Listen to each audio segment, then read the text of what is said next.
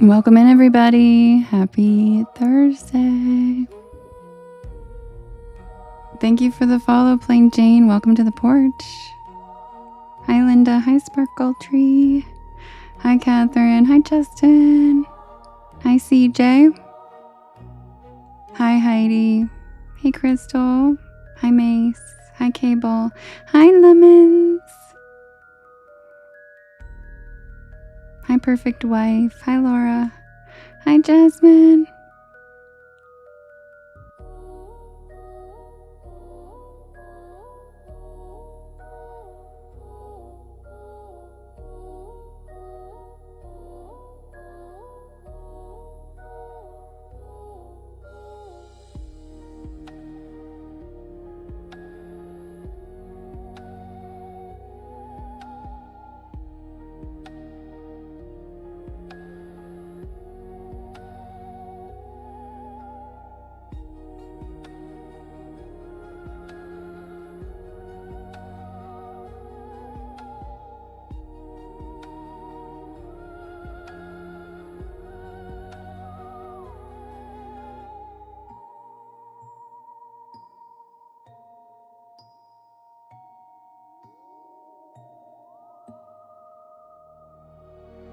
Hi, Tequila Pepsi. Hi, Motley. Hi, Kara.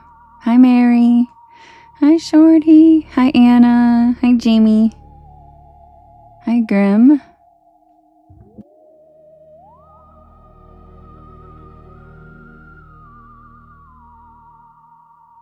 Hi, Poodle.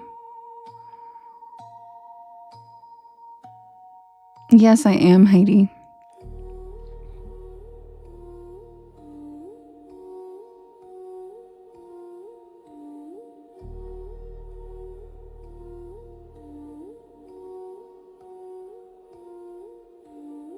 Oh, God. Heidi, I just looked at the radar, and thank you. My goodness, that's coming our way. Huh. Didn't know about that. We don't even have any alerts yet. Do you live in Ohio, Heidi? Hi, Dawn. Because that's massive looking. Oh, are you in Kentucky? It looks like a huge storm system is coming this way. And the last 2 days, a lot of these storm systems have become supercells, which supercells are the types of storms that create rotation and funnel clouds, aka tornadoes. So there's been a lot of tornadic activity in Illinois in the last 2 days, and Indiana, as well as Ohio, and Wisconsin's had a lot.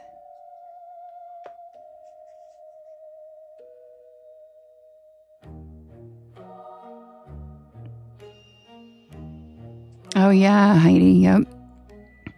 In Indiana, and same with Wisconsin. You guys have had some tornadoes the last few days, right? It's been pretty wild up there, because I used to be a storm chaser, so I still follow the storm chasers. One of my good friends is still he blew up. He's a pretty famous storm chaser now. I'm very proud of him, but he wasn't back in the day. We were just literally trying to figure out how to learn how to do it. And he was in Wisconsin, and wherever he is, I'm like, damn, he's always in the middle of it. So 2 days ago, I think it was, he was in Wisconsin, or yesterday maybe. You have, Mary? Yeah. It's been very strong winds. But for some reason, where I live in Ohio, the storms seem to go right around me. It's like a weird, it's really bizarre. Like if you watch the radar, it literally goes right around me. And not just the town, like where I live in town. It's very bizarre. Yeah, it's like a vortex or something for sure. Because it goes right around me every time. Like it splits. Like it'll go north and south of where I live. It's pretty weird. Yeah, Justin, I feel like, well, I love storms. They have no reason to be afraid of me. I love storms. I get like recharged from them. Maybe that's why. Because I go stand outside and I charge up and they're just like, I drain them and they pass me. I don't know. Hello. From New Zealand. How are you? Hi, JK. Keep safe. Thank you. We're getting some storms coming. And I'm a big fan of supercell storms and tornadic storms, but not at night. And by the time they get over here, it's always nighttime, which is pretty annoying and scary because I would love to see them in the daytime. And then when you have visibility, I can like Bill Paxton it, and I can usually visually see what it's doing because I've been doing it for a long time and I've always been obsessed with weather. But when it's dark, there is no guessing, no, yeah.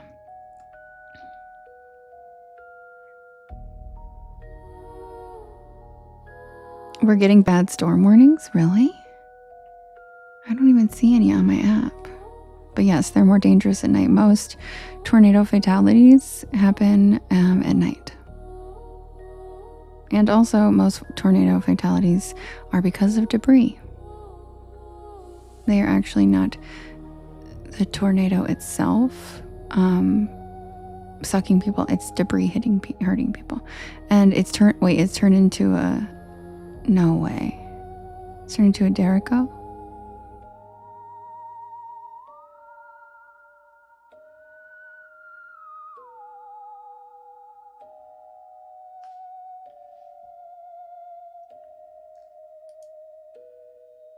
Sherry, why does it say Hi Porch Pals didn't complete the Heart Me mission?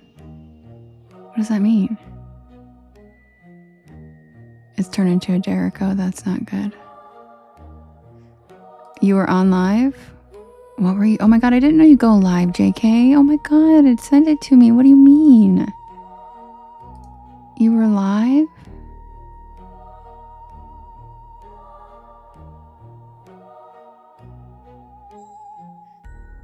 Hi, Killian. Thank you. Yeah. Well, I am on the border of Michigan, so I'm wondering, because I haven't gotten any alerts, but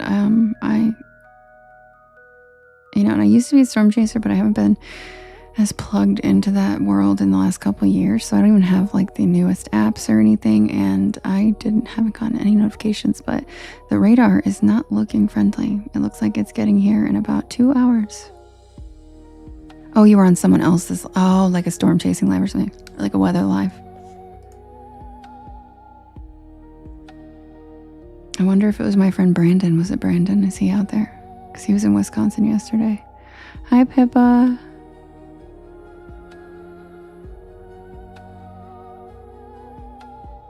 The Beast of Bray Road. Yes, Jasmine, that's on my list.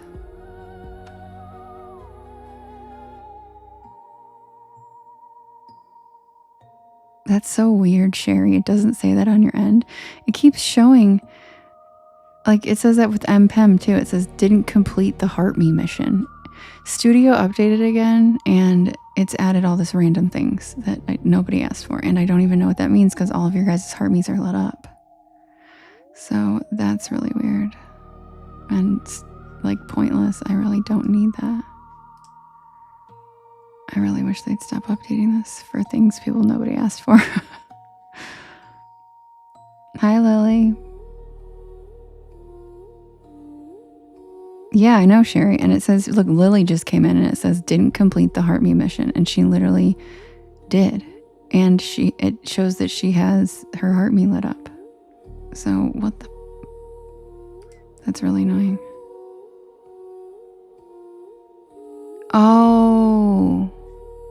Oh, that's probably true.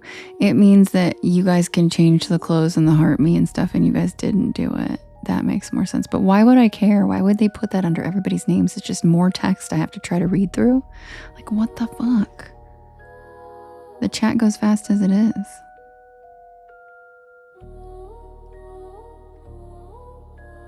Oh, yay. Hi, Ruth. Hi, Phil. What's New Zealand like? I bet it's cool there. Is it Aroha? Is that how I pronounce your name? Aroha? All right, you guys, feel free to write your story requests in the chat in all capital letters. Hi, Robin. Hi, Jessie. It's cold. What, Tanya? Oh, is that where? That's where you are too. I forgot. And I forgot it's winter for you guys. It's so weird. All right, feel free to write your stories requests in all capital letters in the chat. And I will be right back. Yeah, there's somebody from Tanya, there's somebody from New Zealand in the YT chat as well. Oh, thank you for the bouquet, Robin. I love that one. It's so pretty. All right, be right back. I'm writing your stories down.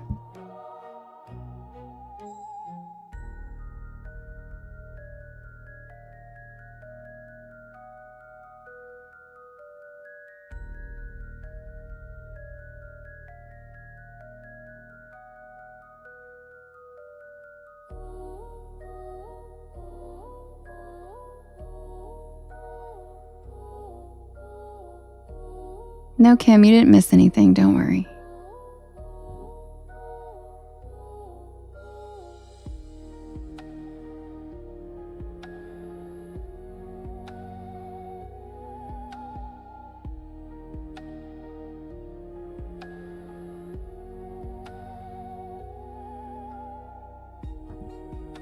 Jasmine, I picture New Zealand to look like that too.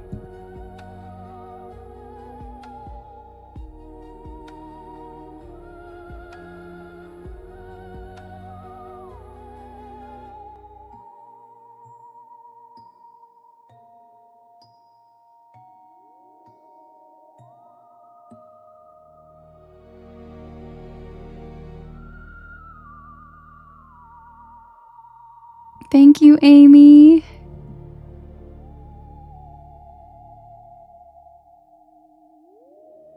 Thank you, Mace.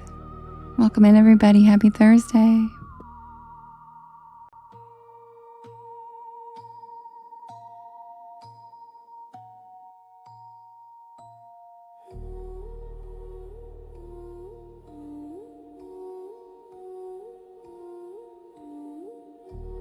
Welcome in. If you're new here, my name is Devin, and this is Porch Lore. And I tell spooky bedtime stories to help you relax your nervous system and fall asleep. And I am here every single night at 10 p.m. Eastern Standard Time until about 1 in the morning.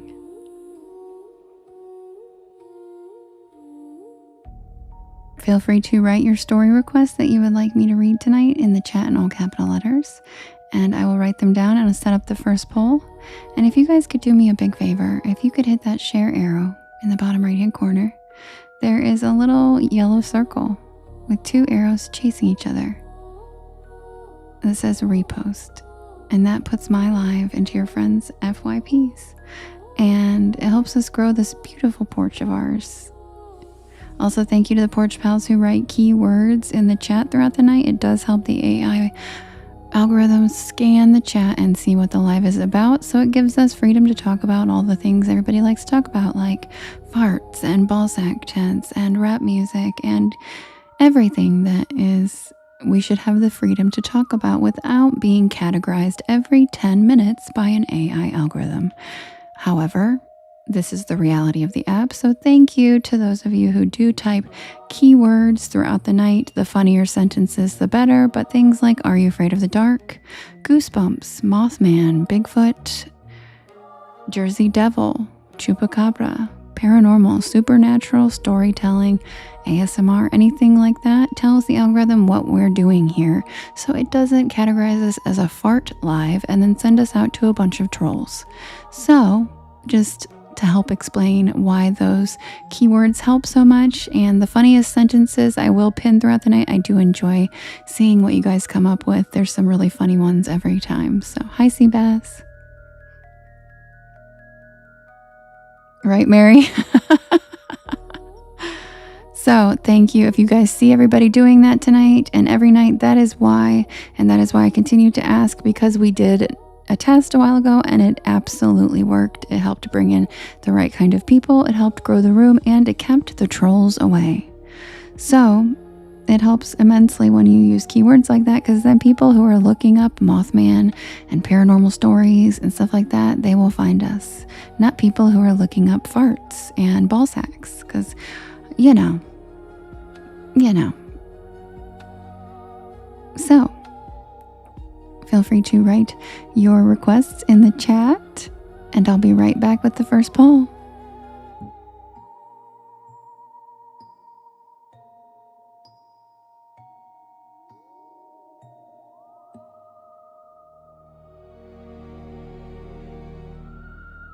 Thank you, Jess. Millie, thank you for the populars.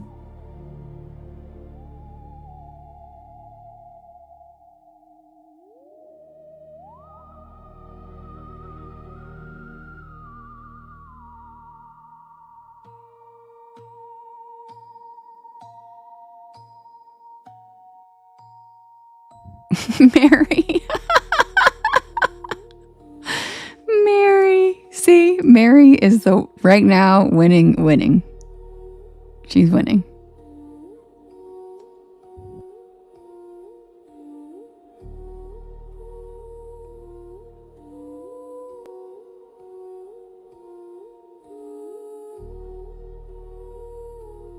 Thank you, James. That's so sweet. I'm so proud of you today. Your live was really fun. You had a lot of people in there for your first live. It's awesome.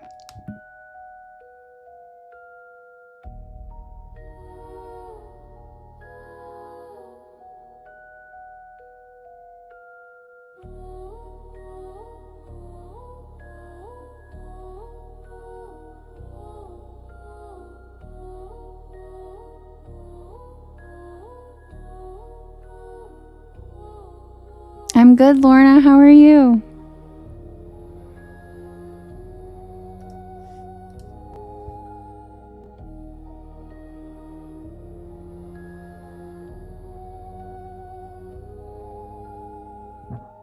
And thank you to everybody tapping away. We're already at 24K. That's amazing. I appreciate you guys so much. Am I superstitious, Pippa? What do you mean? Like, what kind of superstitious? Not really, but it depends on what you consider superstitious.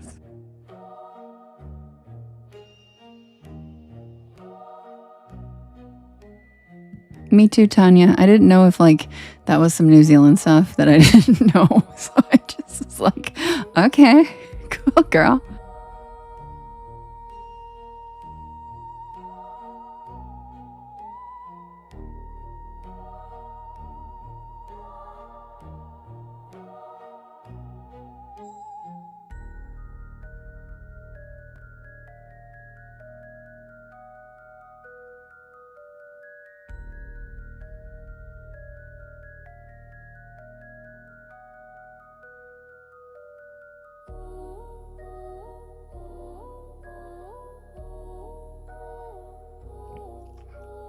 Well, premonitions, that's, see, I don't think that falls under superstition.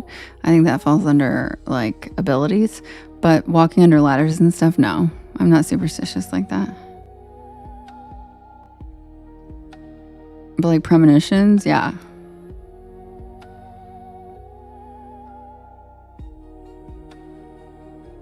Or, like, spilled salt, no.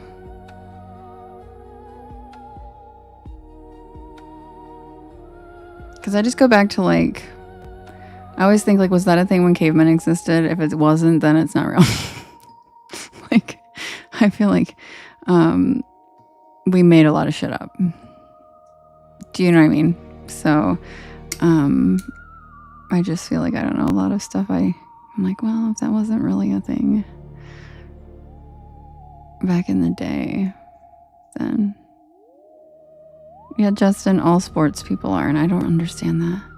If it has so much to do with skill and talent, then I don't understand the superstition part of sports.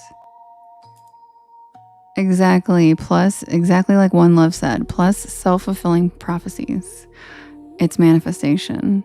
And when you don't believe in that shit, you don't make it happen. Pretty much. Oh, you're getting storm, Scragger? Where are you? Justin said, what I do at home affects the athletes. Yeah, Rachel, everybody who's sports related is superstitious, and I feel like it's the funniest thing.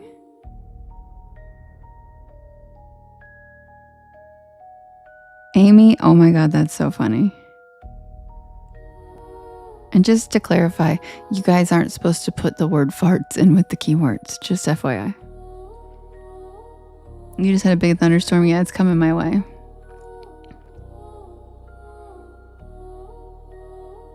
Are you, SJ? Most of my friends who are nurses are not. Like, all my best friends from high school are nurses, literally like 8 of them. And I feel like they're like the most pragmatic. Like, they're not, I feel like, I don't know. Hi, Crystal.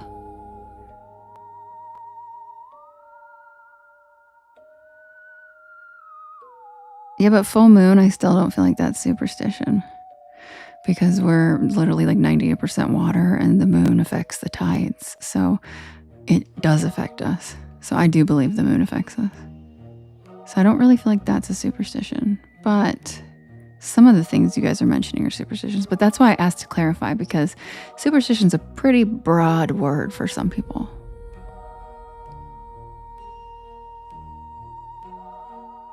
Diamante, yeah, that's nice.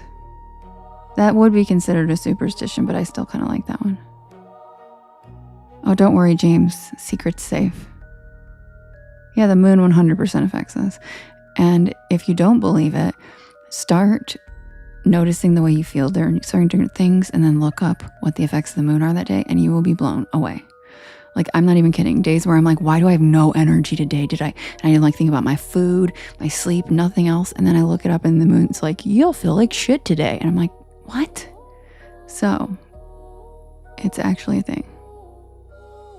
And we still think it's woo-woo even now, but I'll tell you, in 200 years, there will be more of a science developed behind it, and it won't be laughed at and mocked like it is now. Same with crystals. I mean, Tesla's been trying to tell y'all since the 1800s, but... Oh yeah, Capel. And here's a fun fact. I'm in sync with the full moon, and it doesn't even matter that I'm on BC. If the ladies in the room know what I'm talking about, it doesn't matter. It still comes every full moon. No matter what my pill pack says, no matter what, every full moon. So my body knows that my body literally is affected by the moon. So right, you too, Maddie? Yeah.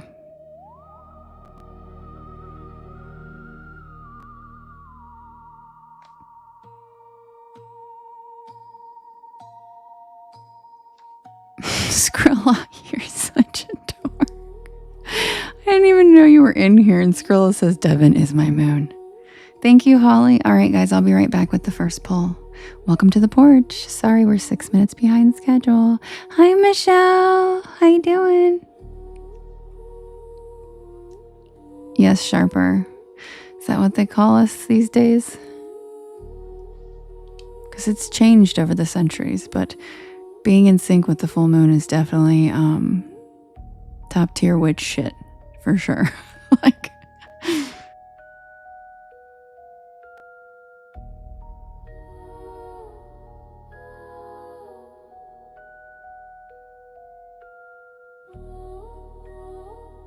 yeah, Archangela, like, I would say the top 3 is. I mean, it's all kind of indicating, though.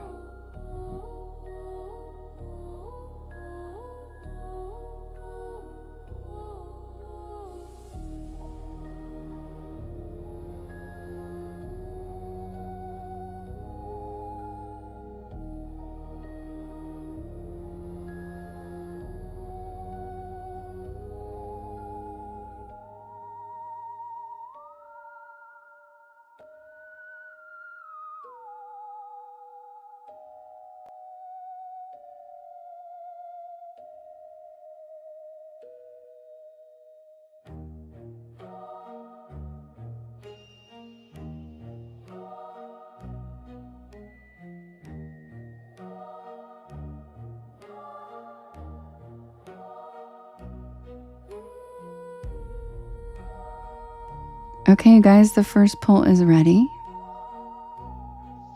We have Huggin' Molly versus the Melonheads versus the Lubbock Lights versus the Bell Witch and Impusa versus the Old Lighthouse. You can vote in the blue box in the top left-hand corner, and you can vote up to 50 times. If you are on TikTok, you can vote. If not, Justin, if you're on the other two apps, YT or T-Witch, Justin will take your votes and bring them over here. Hi, Lindy. We have Huggin' Molly, and she has a new picture, by the way. We have the Melonheads. We have the Lubbock Lights. We have the Bell Witch and Justice for Impusa. And we have the Old Lighthouse. I'm so glad, Amy.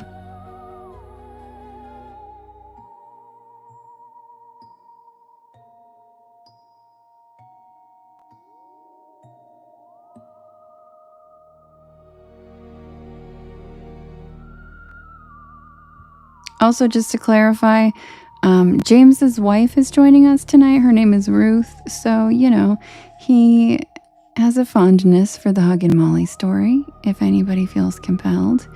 I think she might enjoy hearing his favorite story while she's here.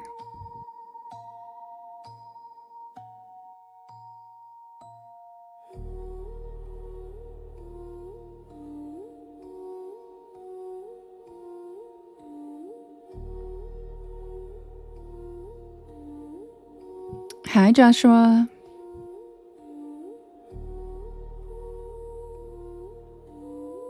You've never heard Huggin' Molly, Queen Cece? Oh my goodness. And Phil, no, I'm sorry. The music, I had to have this music made for copyright reasons because Audify, the podcast website, pulled a lot of my episodes even though I had permission to use the music I was using. So I had to literally make my own that can't be anywhere else but my videos so that the AI copyright bots that scan my episodes don't pull them down for it not being my music or being music someone else has. It's complete crap, I know. And I'm so sorry because I am so generous and I would love everyone to be able to have the music. But I literally had to do that because now they have AI running copyright scans for all the websites, and it doesn't give a shit if you have permission from a composer like I did. It'll just pull your hard work from the last year off of their website, and then you have to change the music and re-upload every single episode. Yep. So, I can't, now I have 3 songs that I have copyrighted, and that's it, because I switched between them for certain stories because I used to, like, if I had a Scottish story, there were bagpipes. If I had a Middle Eastern story, it was like, every music would match, and now I can't do that anymore, so. But I do love this music, thank you. I tried my best to make it something that would go with all of the stories and themes, and I mean the theremin works with everything, but I'm sorry, I can't. There's nowhere for me to put it. Like if I were to upload it onto like iTunes or something, then it has to be, does that make sense? Then it's registered as, it's just bullshit. It's just corporate greed. Just a way for them to try to maximize charging people as much as possible for everything. It sucks. Thanks for understanding, Phil. But who was it that screen recorded the in-betweens and made it their ringer? Somebody just did that last week.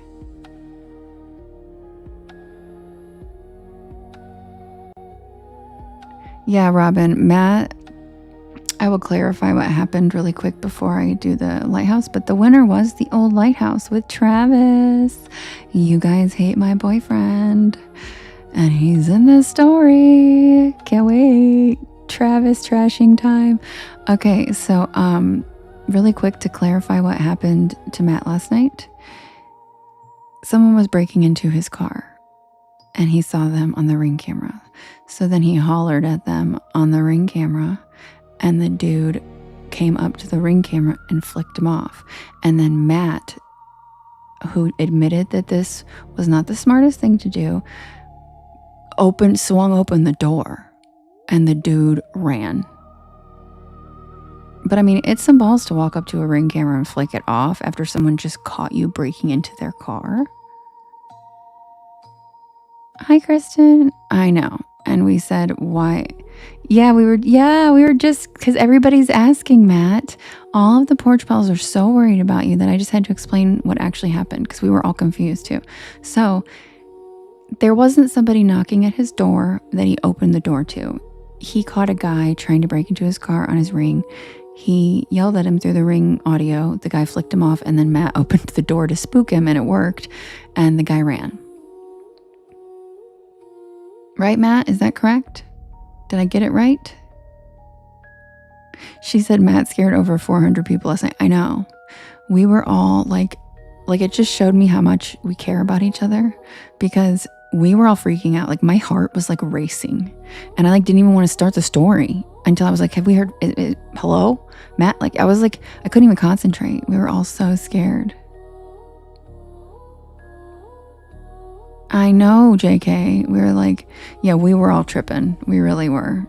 And I was like, wow, we all really care about each other, because I hadn't seen everybody freak. Yeah, my anxiety was,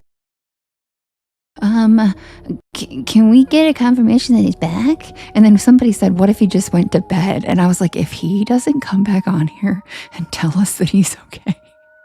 So just to clarify, guys, next time you have something like that happen, please take us with you, because you can always turn up the volume and I will scold them. I will scare them.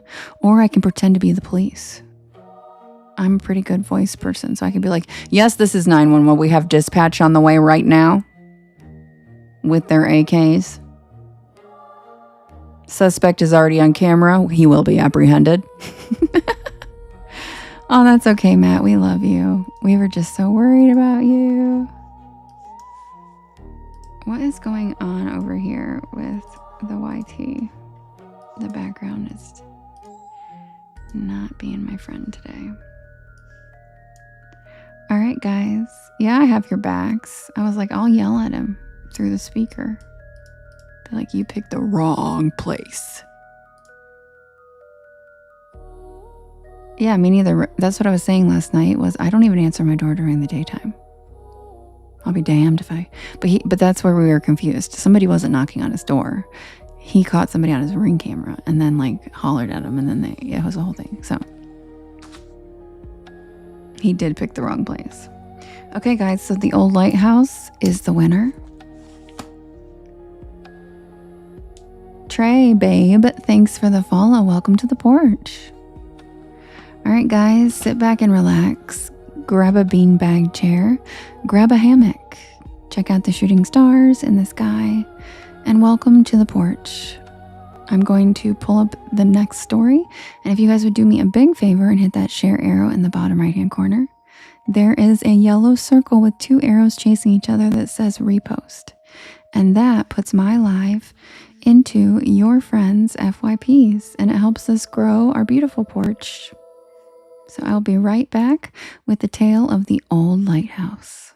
So grab your snacks, grab a bean bag, and happy Thursday, or Friday if you're in the UK, or Friday in the middle of winter if you're in New Zealand. Hi, Jade.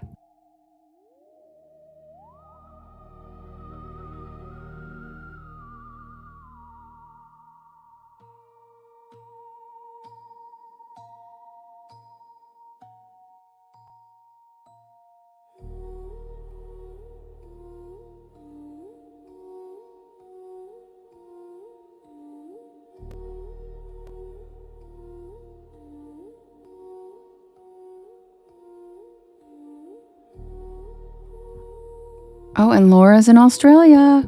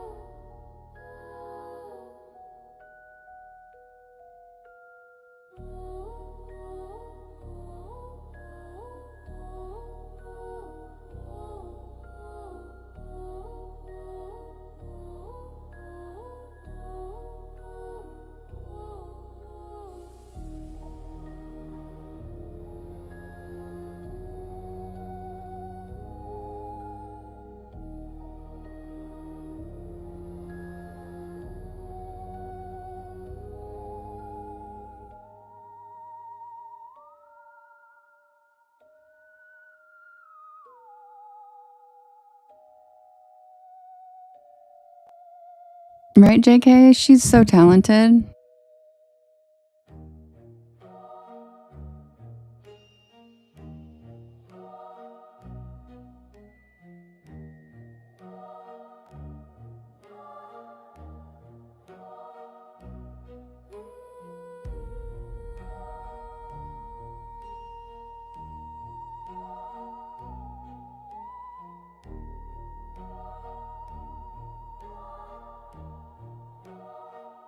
Right, Lindy? And then the nerve of the guy to flick off Matt, for telling him, like, get away from my car. Like, what? What is, like, and I can't even believe people are still doing that with all the Ring cameras everywhere. Like, that's some bold moves. Sorry, yeah, not you, Justin. I meant Matt. Thanks for the follow, Morin. Welcome to the porch. Hi, Kim.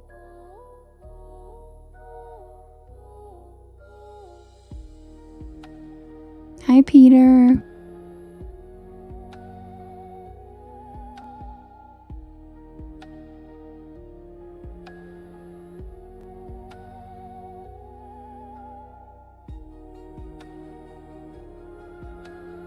Jade, that's literally what I just said. I was like, oh, good, Lighthouse won. Everybody can rip on my boyfriend the whole time.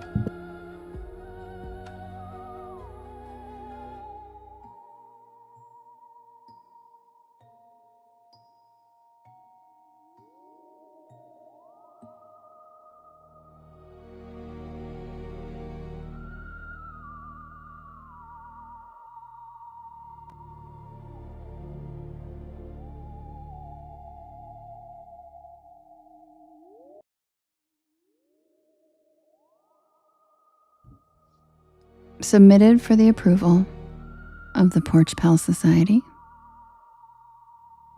This is the tale of the old lighthouse.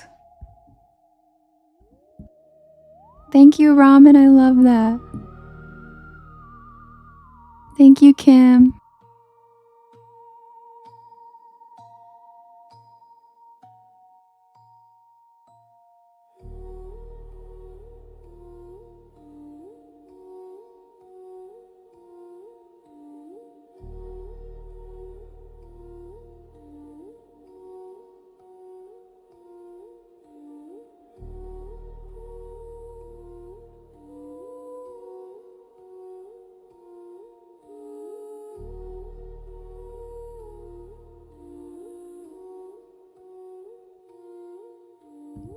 So, if you guys didn't know, my boyfriend's name is Travis. And Travis and I needed a break from the city. We didn't want to fly anywhere far, just a quick drive to somewhere isolated and peaceful.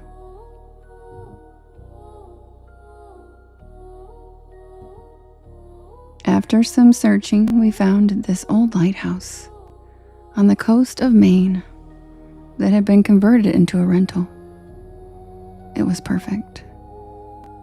Secluded, right on the edge of the ocean, and surrounded by nothing but cliffs and waves. We booked it immediately.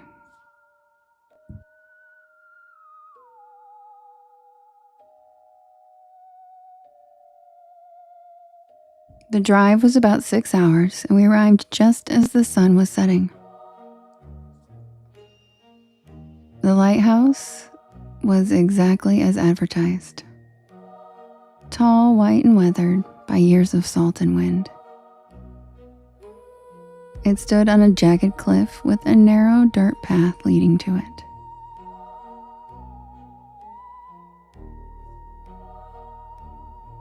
The owner, an older man named Harold, met us at the door. He was friendly enough, but there was something about him. Yeah, Jade hates Travis the most. He kept glancing over his shoulder at the ocean, like he was expecting something to come out of the water.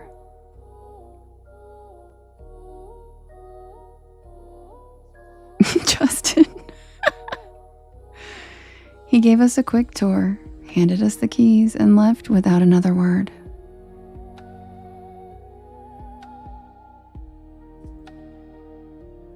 The inside of the lighthouse was cozy but eerie. The walls were lined with old nautical maps and black and white photos of ships.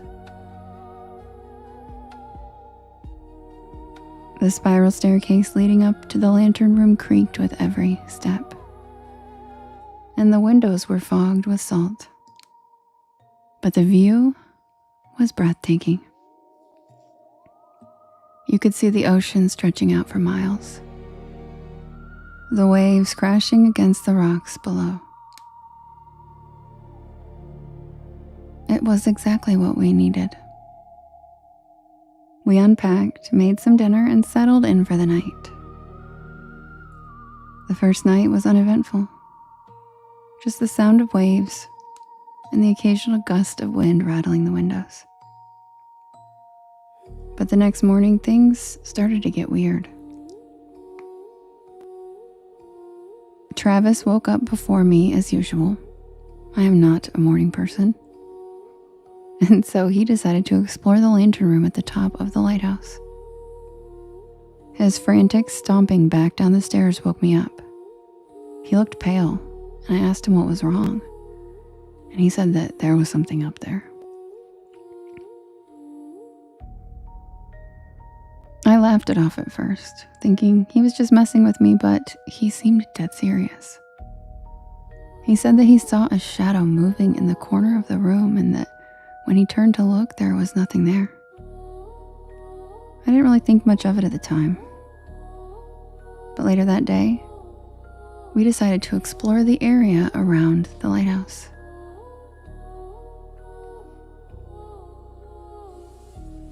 There was a small trail that led to the beach, and we thought it would be nice to take a walk.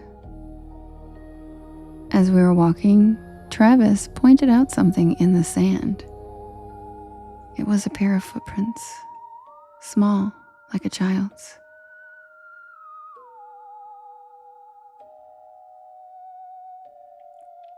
But they were leading toward the water, not away from it. And they just stopped.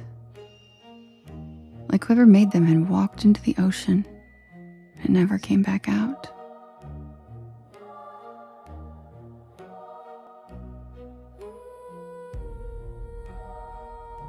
We tried to brush it off, but the rest of the day felt off. When we got back to the lighthouse, we noticed something strange. The door to the lantern room was open. But I know that we had closed it earlier. So Travis went up to check, and when he came back down, he was shaking. He said that he heard whispering, like it was coming from the walls. But when he tried to listen closer, it just stopped. That night, things got worse. We were cuddling in the living room watching a movie when we heard a loud thud upstairs. We both froze. Travis grabbed an inadequate flashlight and went to check it out. But he didn't find anything. When he came back down, he looked even more shaken. And he said the air upstairs felt so cold, like someone had opened a window, but all the windows were locked. We tried to go to bed early, but neither of us could sleep. And then around 2 a.m., we heard it again, a loud thud, followed by the sound of footsteps on the spiral staircase. Michelle. This time, we both went to investigate. The staircase was empty, but when we got to the lantern room, we saw something that made my blood run cold. The lantern, the one that hadn't been lit in decades, was glowing faintly. And in the corner of the room, there was a shadow. It was small like a child, but it didn't move. It just stood there watching us. We ran back downstairs and locked ourselves in the bedroom. Travis wanted to leave right then. Thank you, Wanderlust. But it was pitch black outside and the nearest town was hours away. So we decided to wait until morning. But the rest of the night was a nightmare. We heard footsteps pacing outside our door.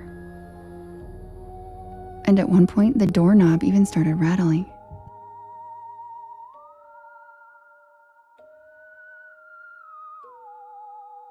Travis grabbed his knife and stood by the door, ready to open it.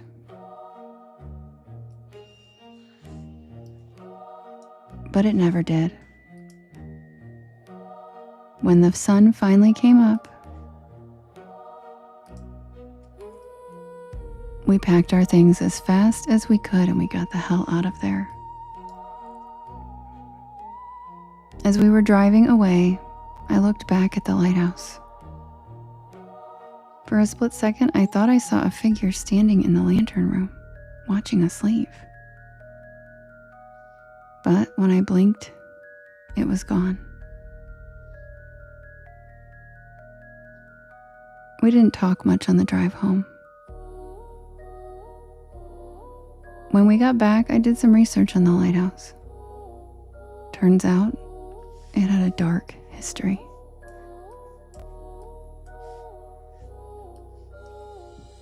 In the early 1900s, a family lived there. The lighthouse keeper, his wife, and their son. One night during a storm, the wife and the son disappeared. The lighthouse keeper claimed they had been swept out to sea, but their bodies were never found. Some people believe he had killed them and hidden their bodies in the lighthouse. The lighthouse was abandoned for years after that, until Harold bought it and turned it into a rental. I don't know what we experienced that weekend. Maybe it was the wind, the shadows. Maybe it was our imagination playing tricks on us. Or maybe it was something else. Something that didn't want us there.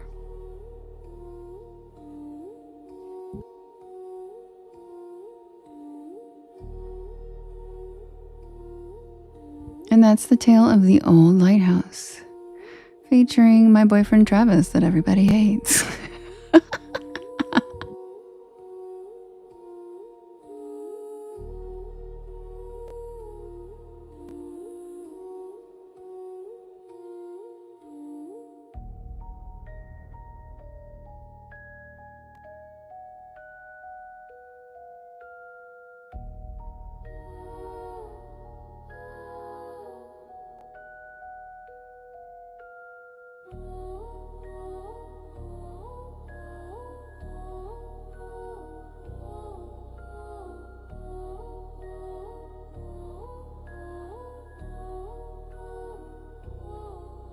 So I got a restriction during that story for reproduced or unoriginal content.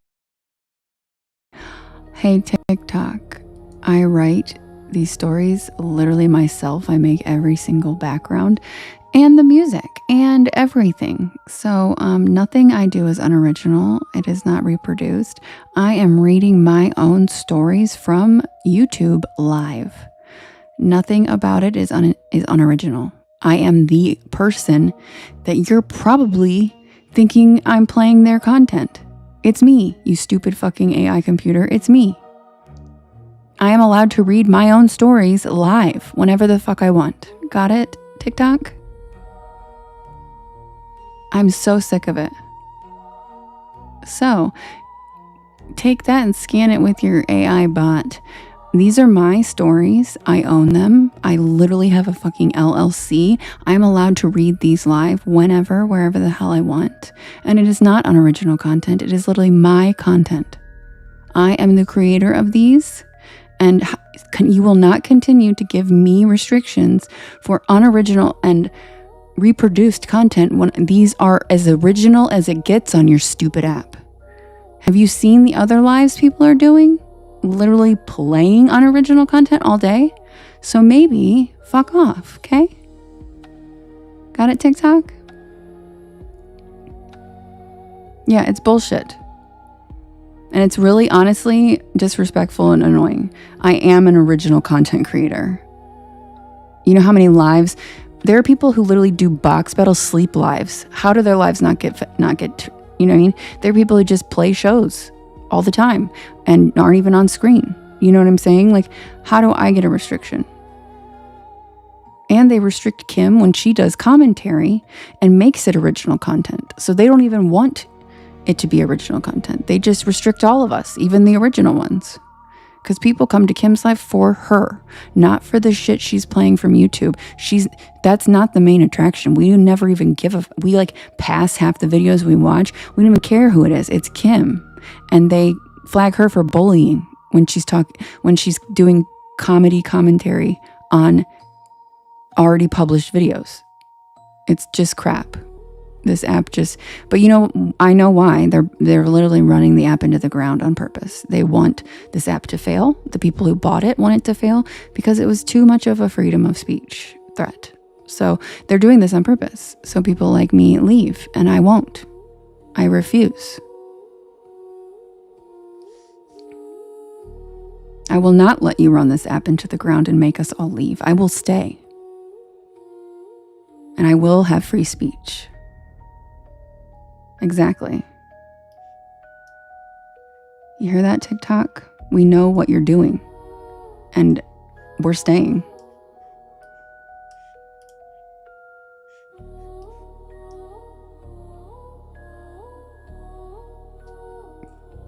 So anyway, I'm waiting to see if they approve my appeal. And if they don't, I'm just restarting the live because they can go fuck themselves. Like, it's just ridiculous. Right, Kim? Well, and Kim gets it. Yeah, scan that, you bot. And it pisses me off. I'm not even that pissed, to be honest. I am pissed about my restriction, but this is my flying off the handle like this is a culmination of seeing Kim get 12 restrictions a fucking day and seeing other bullshit lives stay up with no problem. And it's just, yeah, hell no, we won't go exactly sharper. It's crap. Yeah, everybody is Wanderlust. It's ridiculous.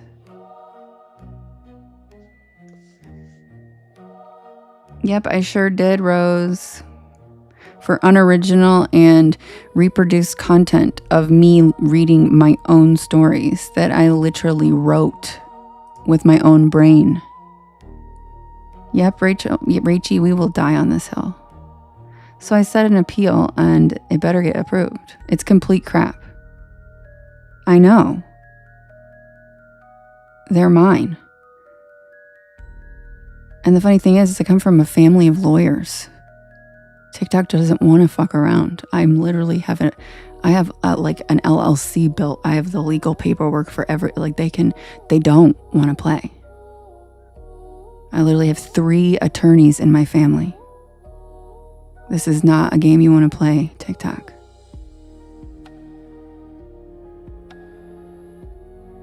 Because unlike a lot of creators who don't know the recourse or don't know what to do, I come from a family of lawyers and I do. And I know my legal rights. And this is my content. Kim, that'll do it. So, maybe back off. TikTok, you hear that? Put that in your bot and stuff it.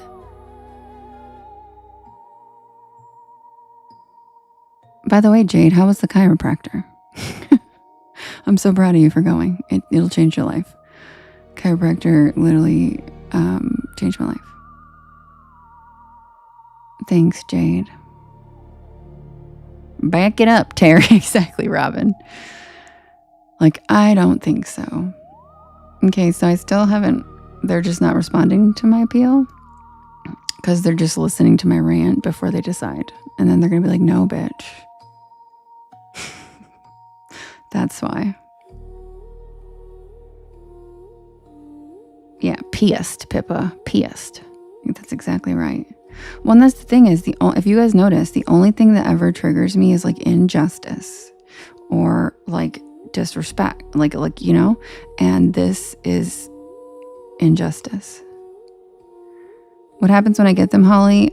They restrict my live to where no one can see that I'm live. They don't allow people to repost it or share it out. And when people look for me to see if I'm live, it does not show that I'm live. And it's basically pointless to be live at that point because it's basically only the people in here right now will be the people in here for the rest of the time. It's just crap. Yeah, see, no one can repost. So, if they don't approve my appeal soon, I will just restart the live. Thank you for the swan, Archangelo. I love that one. It's so pretty with the little feather. You reposted? Ooh, maybe I'm about to get the appeal approved. Well, and the thing is I get these restrictions for unoriginal content and then I always appeal and they approve because they know they're wrong because they have a robot doing it and the robot's wrong. It's dumb and it's not doing it right. Thanks, Laura. Thank you, Laura. It happens. Yeah, see, no, some people can't repost. Yeah, I do need, yeah, see, Mace, they take away all those things. You can't repost, I don't think the likes even count. I'm not sure though. Sherry, thank you for the populars. All right, you guys, well, I'm going to do the next poll for us to vote. And then if the appeal doesn't get approved, I will restart before I start the next story. How's that sound? The likes are moving. Okay, good. Hi, Protecting Peace. All right, I'll be right back with the next poll. We love TikTok Shop.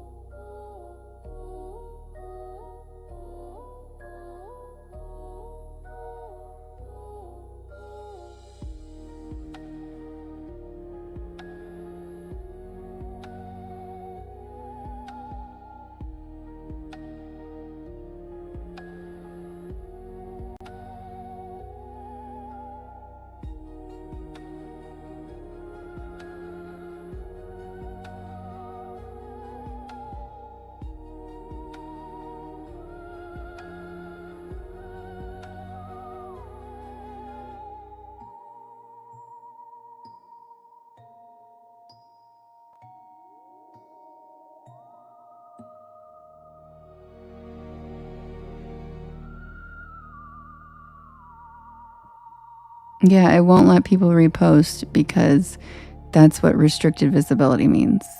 It also like if people look to see if I'm live, I don't think it shows that I'm live. So they black you out, pretty much. For something that I didn't even do because this is literally my original content. And that's the problem is this is like, it just goes to show that they're doing it to everybody because my content couldn't be more original and they're doing it to me. It's just complete bullshit. And I didn't even get like an hour in before they did it. They did it in the middle of my first story. Like, what?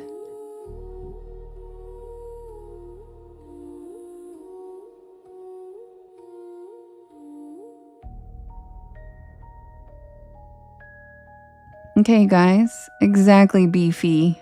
Nobody puts me in a corner. Okay, guys. The poll is ready. We have... You're right, Matt. No, Rachel, it's through AI. It has nothing to do with reporting, because guess what? I've reported 1 million fraudulent lives over the time I've been on TikTok, and every time it comes back with no violation, and they stay up. So people reporting, it just is so you think that you have some type of power, but it doesn't mean shit. The reports don't do anything. They don't ever take a report seriously, it's a joke. They only depend on their AI bots. It's always through AI. It has nothing to do. Like I reported someone doing a Make-A-Wish scam using a celebrity. People were giving them thousands of dollars in gifts because they thought it was for a Make-A-Wish kid, and it was blatantly fake. And TikTok said there was nothing wrong. The guy had 6 accounts doing this. And they said, no violation. No violation. So they don't look at people's reports at all. It has nothing to do with people reporting them. You've seen them too, Don? Yeah, me too. So that's the thing is when they let us report so that we think we have the power to report people. So people can go, well, I reported them. But they don't ever even look at those. They all come back no violation for every single thing. It could be like nudity. And they're like, no violation. Yeah, so they only listen to the AI that scans and doesn't know how to tell what's original content because it's scanning and then it probably cross-references my YouTube and then it claims I'm replaying unoriginal content when I'm reading my stories live and I'm allowed to do that anywhere the fuck I want. Yeah, and that's the thing, Sherry, is they only care about lives that make them a lot of money. So they continue to strike smaller creators like myself who don't make a lot of money in my lives, and they fuck us because they want us off the app. Pretty much. And that's part of the reason everybody keeps pushing the gift gallery like Jade does, because when my gift gallery doesn't get filled up ever, which it pretty much never does, they basically go after those small accounts that aren't making them shit. And that's why they have the gift gallery, because they want to see if you're actually even making the minimum every week that you're supposed to make. And it's crap. So anyway, there you go, guys. The next poll is ready. And we have Hug and Molly, Footprints on the Lake, The Hitchhiker, Bell Witch and Justice for Impusa, and The Midnight Movie. Right, Glinda? It's such crap. Yeah, Michelle, exactly. All right, there you go, guys. Yep, TikTok ignores violations if you're making money, but they also just go after people. Yeah, I've heard of Epic. Is that what you're talking about, protecting peace? But they don't have an audience. I'm trying to build my audience. I'm using TikTok to build my audience on all platforms. Does that make sense? TikTok's just the best one to do that.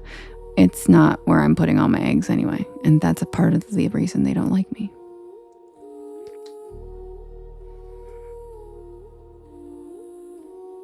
Oh, thank you, Michelle. Thank you. I got so pissed I didn't change the background.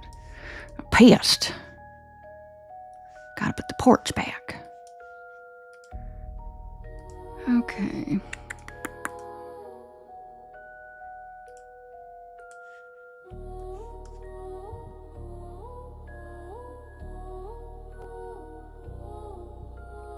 Okay, thanks protecting my peace.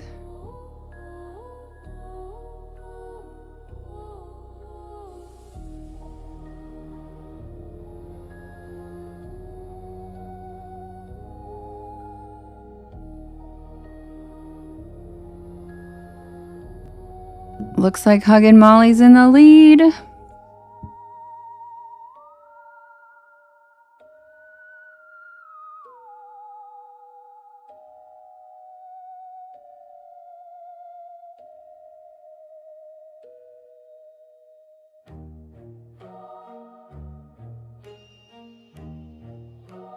Yeah, that's fine, protecting peace. That's better. You can just message me about it.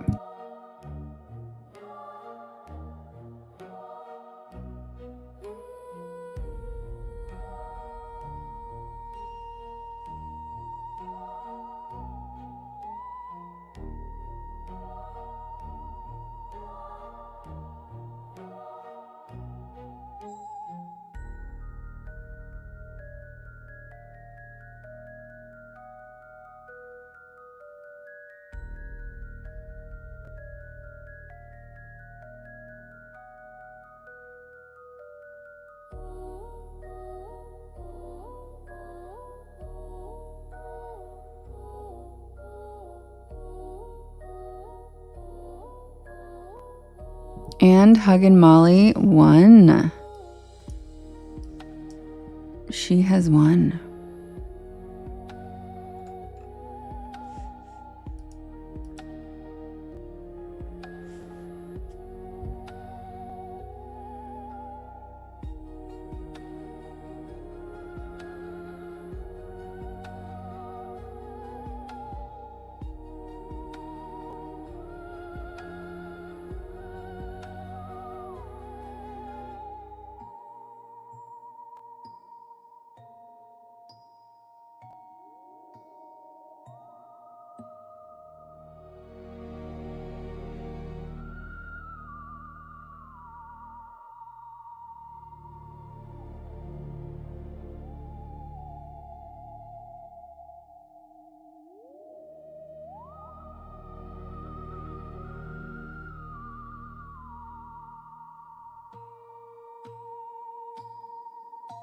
Okay, you guys, they did not approve my appeal. So I'm going to restart the live and they can go fuck themselves. Okay. It did not get lifted. And they're ridiculous. So I will be right back. Okay, be right back, guys.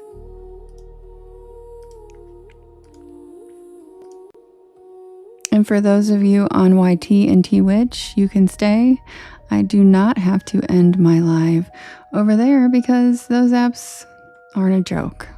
So you guys can just stay where you are while I restart on TikTok. Be right back, guys. Thanks for your patience and sorry about this.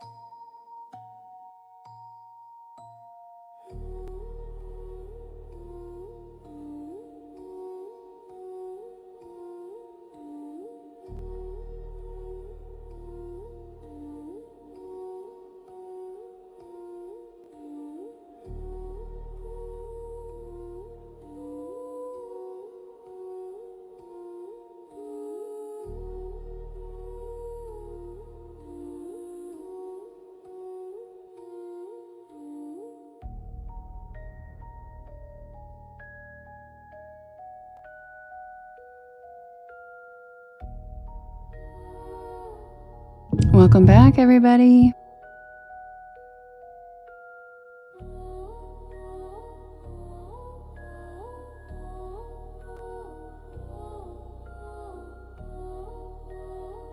Mary, I just put it back up right now.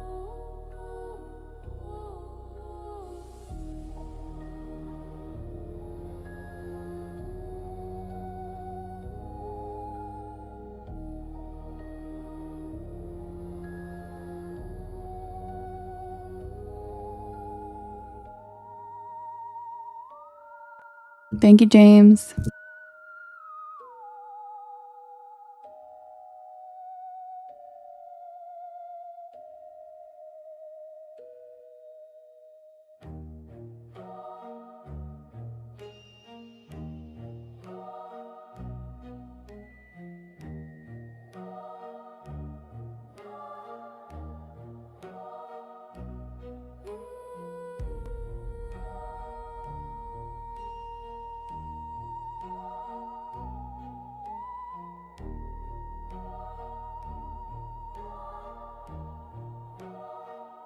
Thank you, JK. That's so cute. I love that one. Thanks, Rachie.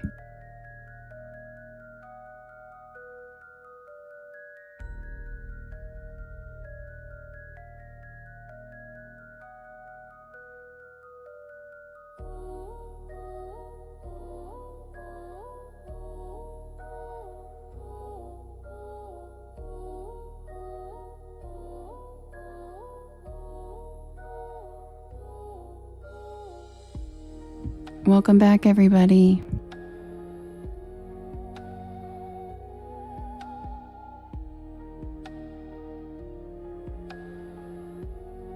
Thanks, Laura.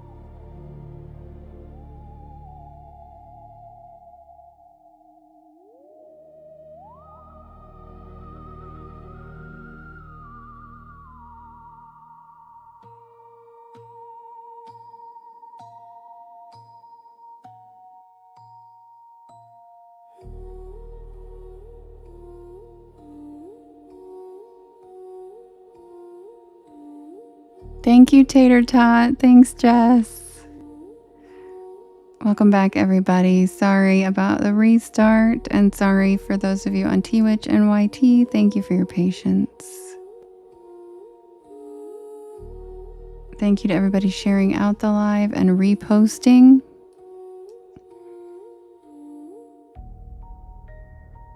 Thanks, Andy. Unfortunately, it happens to everybody I know on this app. Yeah, you did, Allison. Hi, Thay. Hi, Brooke. Thank you, Amanda. Thanks, Tennessee Ridge Runner. Thank you, Hazel Eyes. Hi, Jamie. Yes, thank you so much, Jade. Thank you for the little wing, Tennessee Ridge Runner. Welcome back, everybody. Thanks. I appreciate you guys.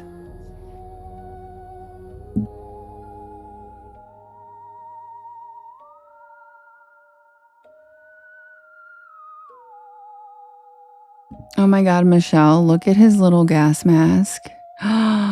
Fire Pit Cooper? What? Aw, Skrilla. Look at him with an apple. Thanks, Skrilla. I love them. That was both of those were so cute. He picked a little apple off a tree. Thanks, Mary. I'm pissed. I'm super irritated. Thanks, Skrilla. That was cute.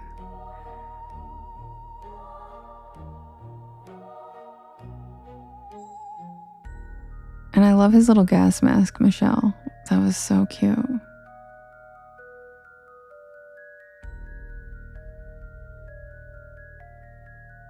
Hi, Boss Richard. Welcome in.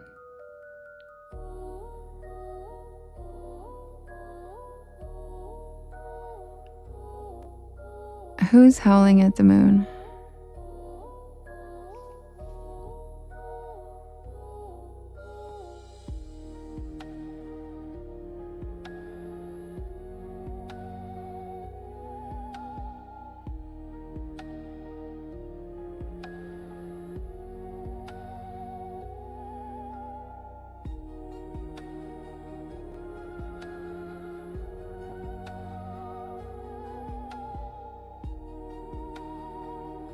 Thank you, Holly, for the jungle blitzy.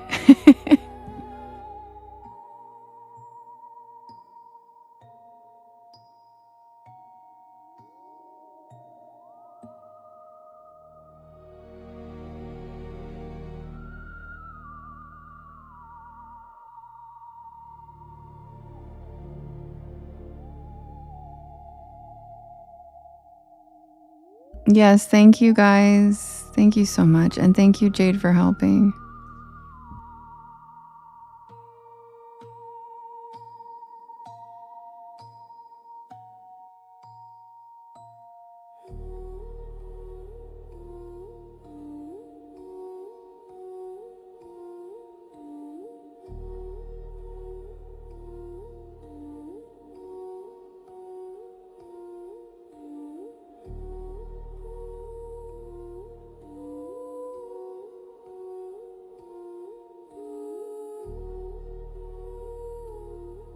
Thank you, Suzanne.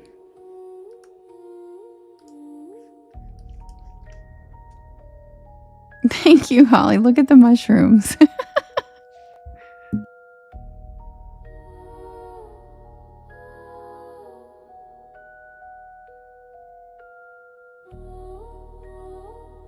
And the Porch Pals voted for James's favorite story since his wife is joining us tonight. Hi, Ruth.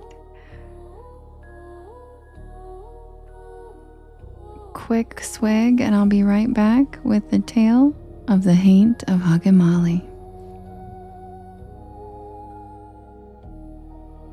Also, thank you to everyone reposting. If you could hit that share arrow in the bottom right hand corner, there's a little yellow circle with 2 arrows chasing each other that says repost, and that puts my live into your friends' FYPs, and it helps us grow this beautiful porch. How does Molly spell her name? Like you, but with an M.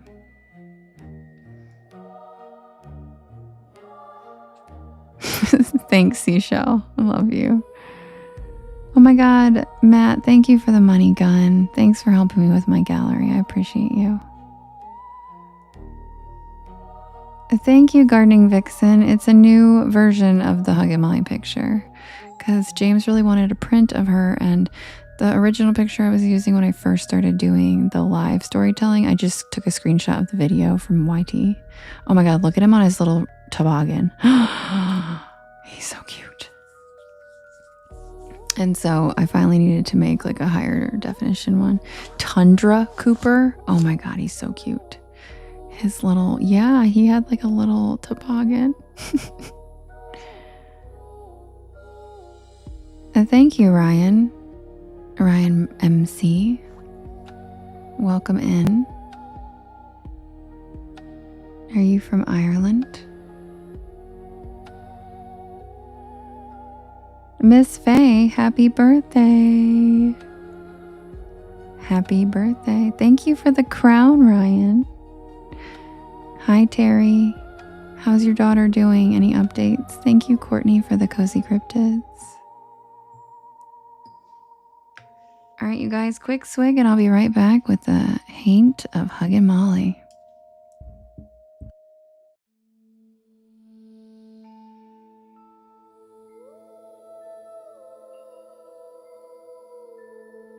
Just in time for my Banshee music to start.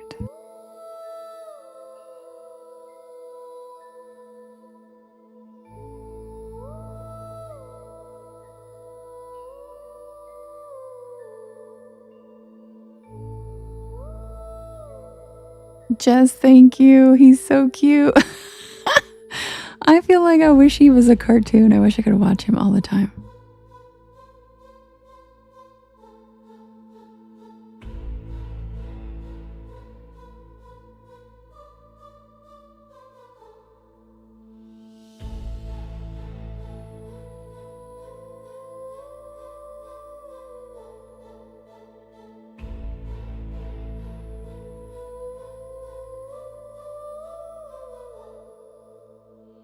Thank you, Dr. O.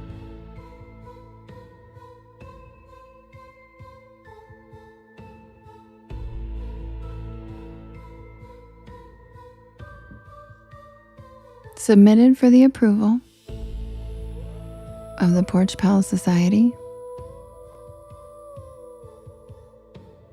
This is the tale of the Haint of Hug and Molly.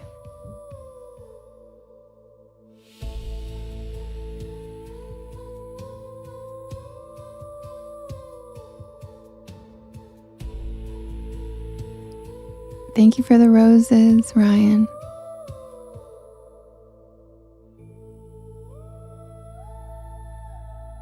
I've traveled all over the South, chasing whispers and shadows.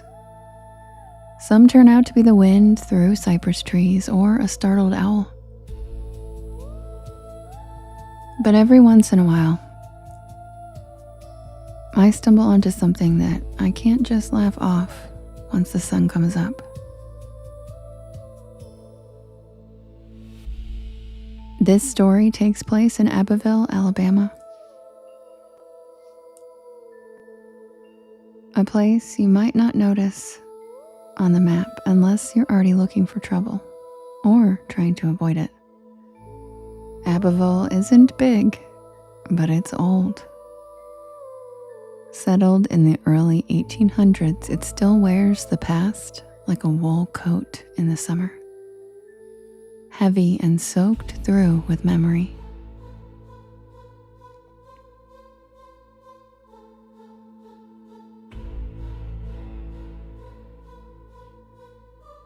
People there still speak in slow drawls, and you can get a plate of catfish bigger than your head for under $10. But what really drew me to Abbeville wasn't the local legend, or was a local legend that has stuck around for over 100 years. And that's the tale of Huggin' Molly.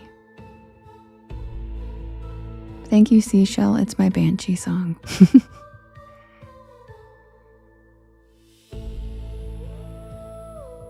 Now, depending on who you ask, Molly's either a grieving mother, a witch who lost her child, or some kind of cryptid that stalks the streets after dark.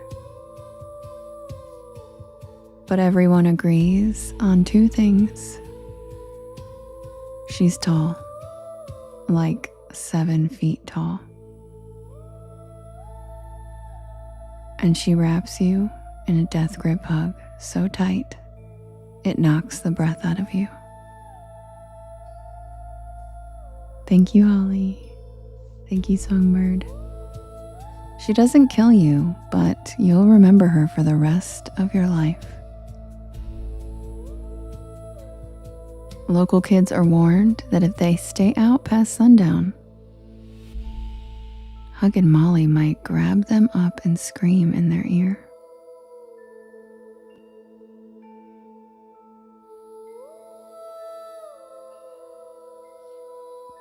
I had heard the story years ago, and I always figured it was one of those moral tales meant to scare kids into getting home by supper. But I never forgot it. And last October, while tracing old Civil War routes through southern Alabama, I decided to make a stop in Abbeville and see if the place had anything left of the legend. I pulled into town just before sunset. The streets were quiet, too quiet for a Friday night.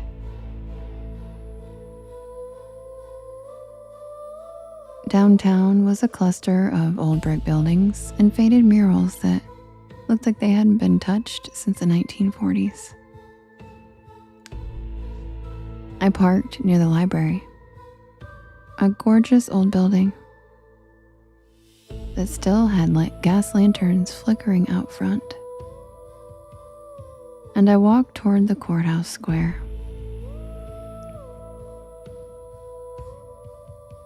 I got lucky, and a local historian named Bobby was just closing up the museum and offered me a private look inside. Thank you, Allison. Love you. The museum itself was one room, barely big enough to turn around in without knocking over a display. There were Civil War artifacts, some dusty family Bibles, and a glass case dedicated entirely to Huggin' Molly.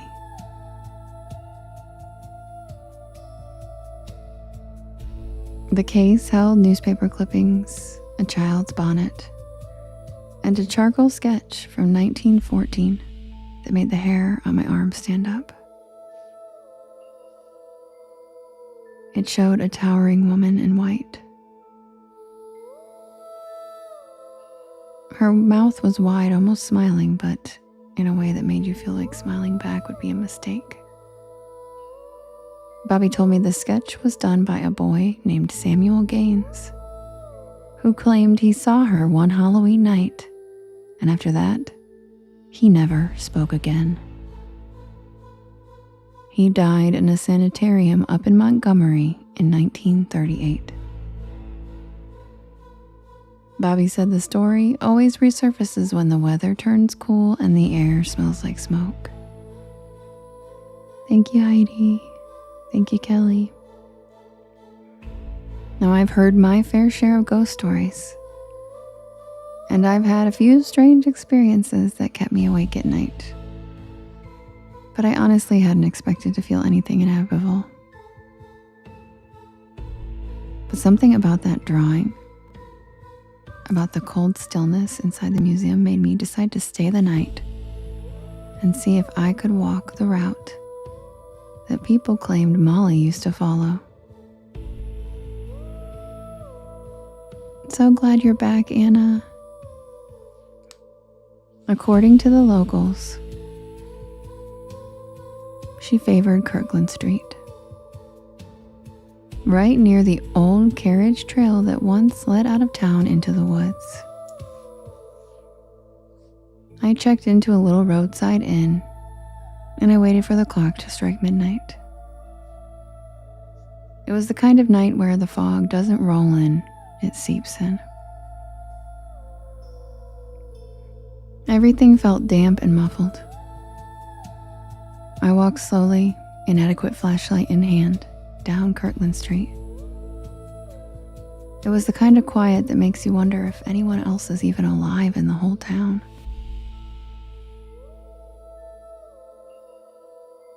And then I heard it.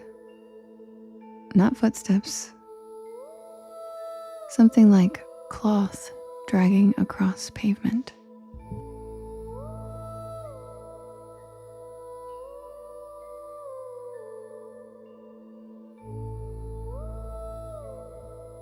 I turned off my inadequate flashlight and I stood still. My ears strained as I held my breath. The sound came again, this time closer.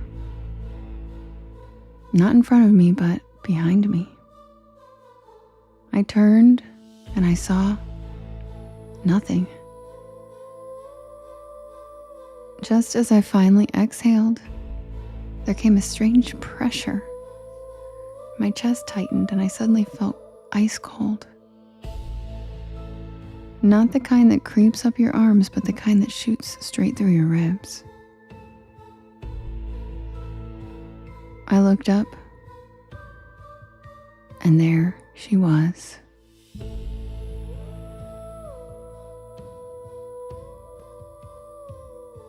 A silhouette 7 feet tall at least, standing beneath the trees.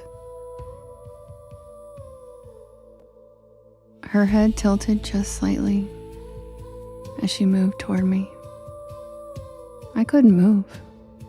I should have screamed, should have run, but all I could do was stand there as she came closer.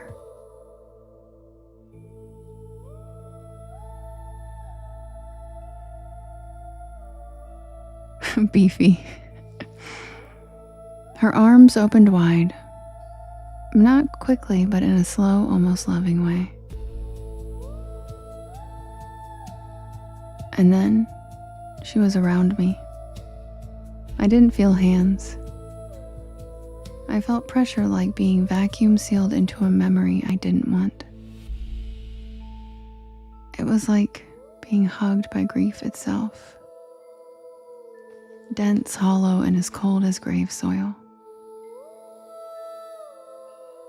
Then, just beside my ear, she screamed.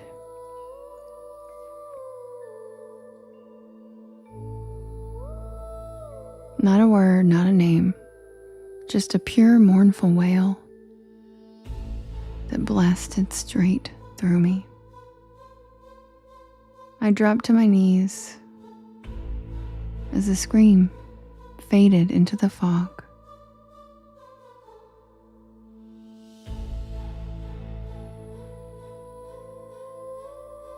And when I opened my eyes, she was gone.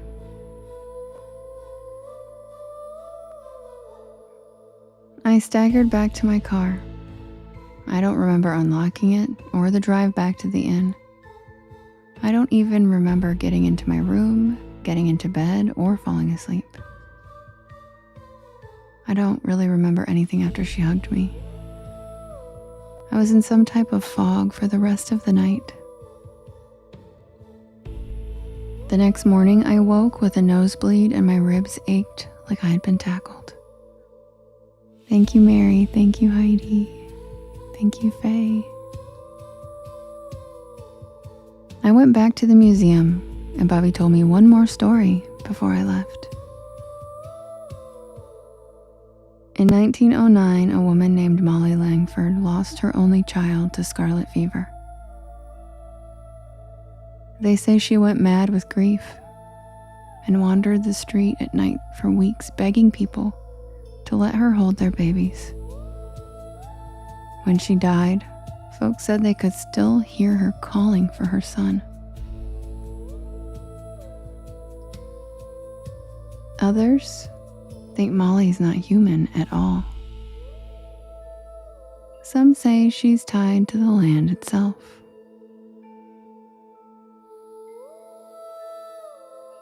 An earthbound landlocked elemental.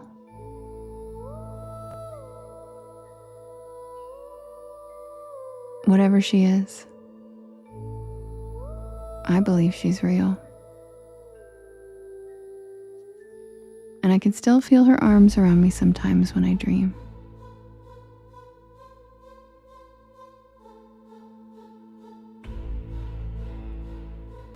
And if you ever find yourself near Henry County, Alabama, especially in October,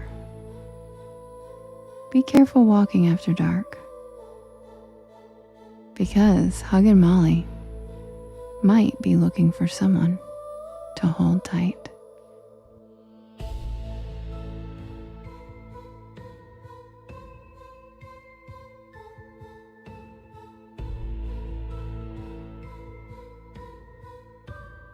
And that's the tale of the Haint of Huggin' Molly.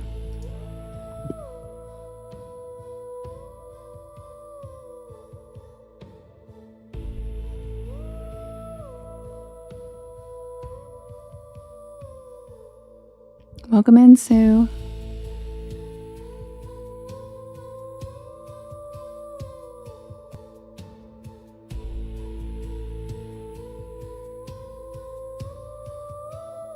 Thank you, Maureen. Thank you, Mace. Thanks, Jade. Thanks, Amy. Oh, thank you, Andre. I'm glad. All right, guys, welcome in. If you're new here, my name is Devin, and this is Porch Lore. And I tell spooky bedtime stories to help you relax your nervous system and fall asleep. And I'm here every single night at 10 p.m. Eastern Standard Time until about 1 in the morning. I do write and record all of these stories myself, so they are original content. If you would like to listen to them when I'm not reading them live, you can head on over to my YT channel or any of the podcast streaming sites. Just look for Porch Lore and you will find me. I also have all the links in my bio.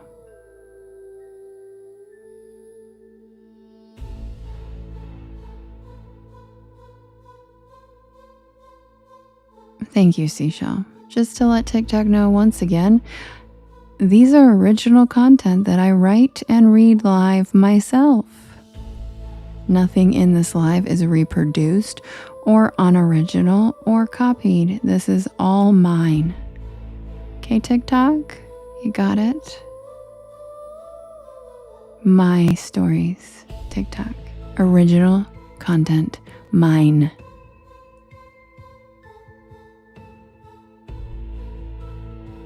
Okay. I'll be right back with the next poll for us to vote for the next story. And if you could do me a big favor, if you could hit that share arrow in the bottom right-hand corner, and there's a little yellow circle with 2 arrows chasing each other that says repost. And that puts my live into your friends' FYPs, and it helps us grow this beautiful porch of ours.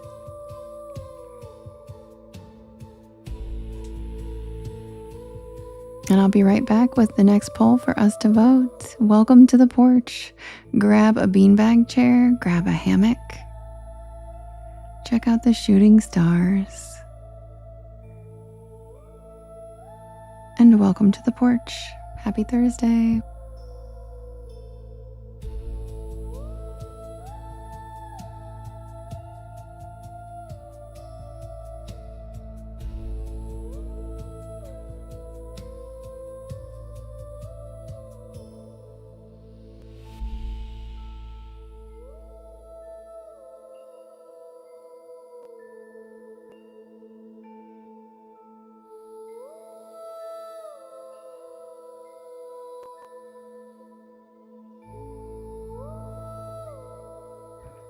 Good night, Ruth. Thank you for joining us. I hope you liked that story.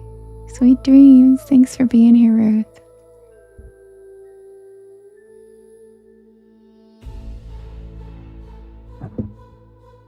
And yes, Liz, I do. I will put a mimic story in the next poll for you.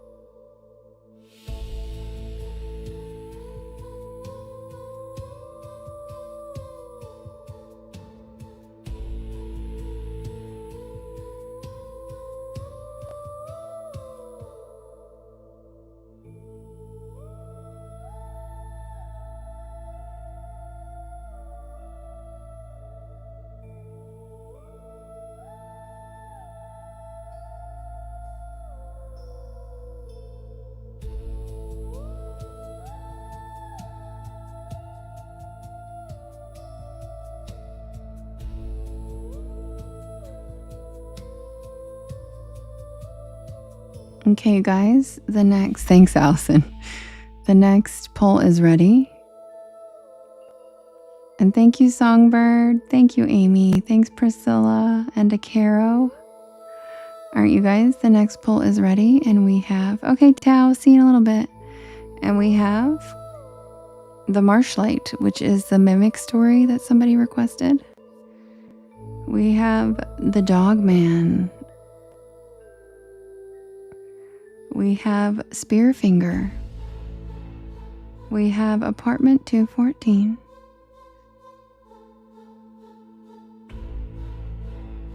And we have the Boo Hag. And no, Amy, you can request still. And you can vote in the top left-hand corner. There is a blue box. And we have the Marshlight, which is a mimic story that was requested. We have the Dog Man of Michigan.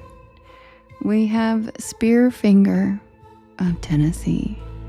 We have Apartment 214. And we have the Boo Hag. You can vote in the blue box in the top left-hand corner. You can vote up to 50 times, and you can vote for more than one story at a time. Thank you, Songbird. Who's it gonna be, guys? The Marshlight, the Dog Man, Spearfinger, Apartment 214, or the Boo Hag?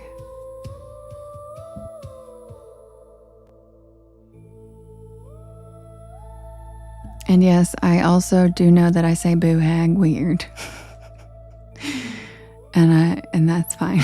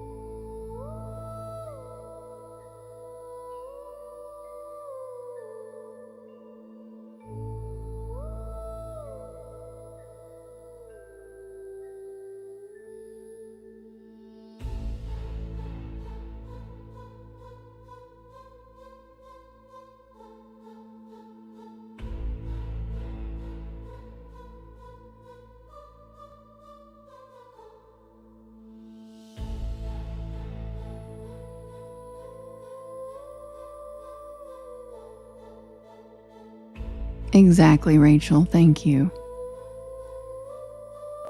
Okay, Amy, perfect. Oh my god, thank you for the corgi booty. I love when he shakes his little tail. Thanks, Spooky Bestie. He's so cute. Yeah, you guys watch out. The boo hag's gonna be mad. She's gonna be pissed. Boo hag's coming for y'all. Oh my god. I thought it was going to be apartment 214, and y'all, the marsh light came in hot. You're right. Coming in hot as the winner. The marsh light, which is the mimic story. I know that was a sneak attack. Such a sneak attack. Oh, I'm sorry, Viola. I'll put it on the next poll too. Yeah, pissed. So I know it really did, Michelle. Somebody slammed the last second. They did like what is a snipe? So the marshlight's the winner. That's the mimic story that somebody just asked if I had. So perfect. It won. Give me a quick second and I'm gonna take a quick swig and I will switch the story out and I'll be right back with the tale of the marshlight. No, Brooke. That's what they call it in battling. When they snipe at the very end and like bomb gifts where the person thinks they're about to win the battle and then they don't. All right, guys, be right back. Thank you to everybody reposting, tapping, sharing, all the things. Nobody's battling Brooke.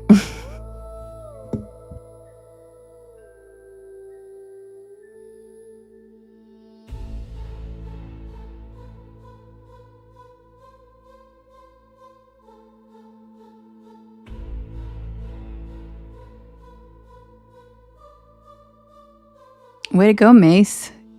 You were the I think the tipping for it.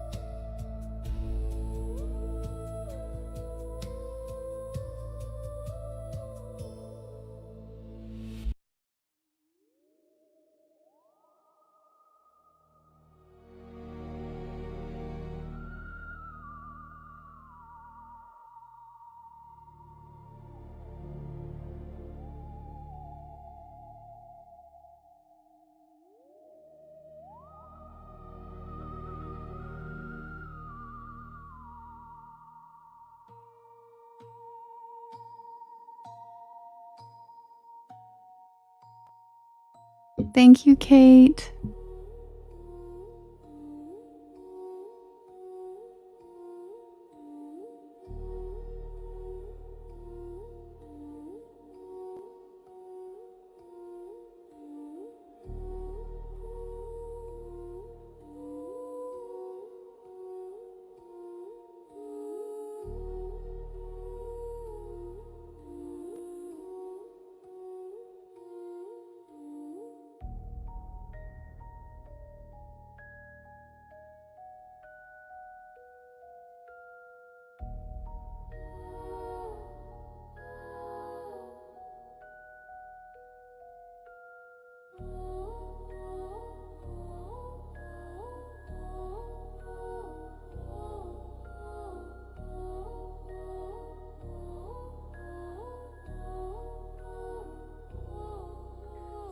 Submitted for the approval of the Porch Pal Society. This is the tale of the Marshlight. Thank you, Denise. Thank you, Seb.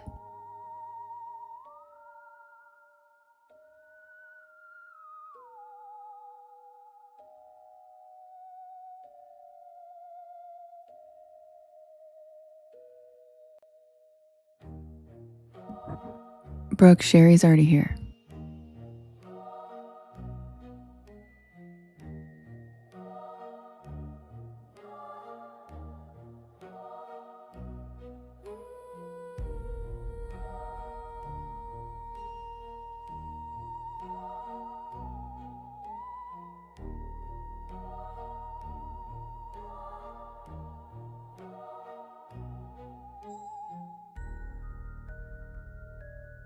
And you are not lame. Don't talk to yourself like that.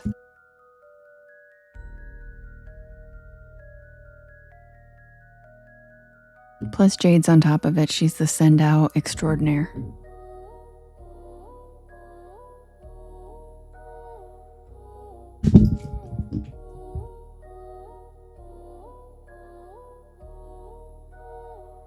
Sorry, guys. Shirley was giving me a hard time.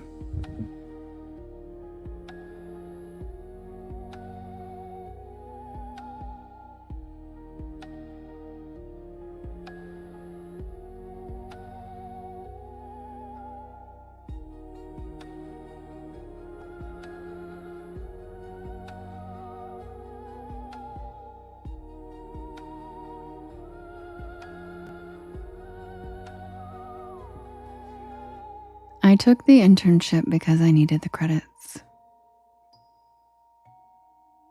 And because I thought it would be a quiet summer.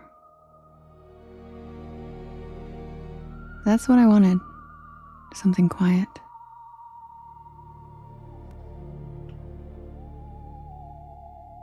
The job was with a tiny nonprofit in a dying Louisiana town called Belmare, just south of Lake Maurepas. Thank you, Allison. They handled wetland conservation efforts, mostly grant writing and seasonal cleanup crews. I'd be staying in a loaned cabin and helping digitize land records, logging reports on water levels and wildlife sightings. Thank you, Tommy. I love that. I love that one. Thanks, Tommy.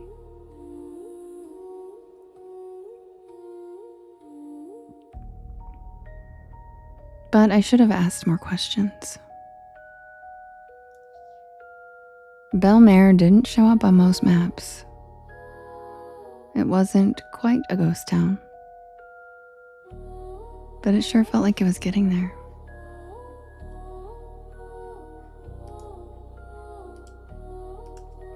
The roads were cracked and sun-faded. Gas pumps were bagged, and the post office was boarded up.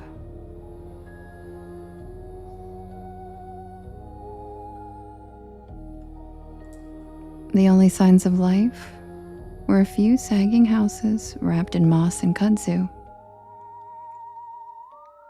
and an overgrown Catholic cemetery that leaned toward the bayou like it was trying to slide back into the swamp.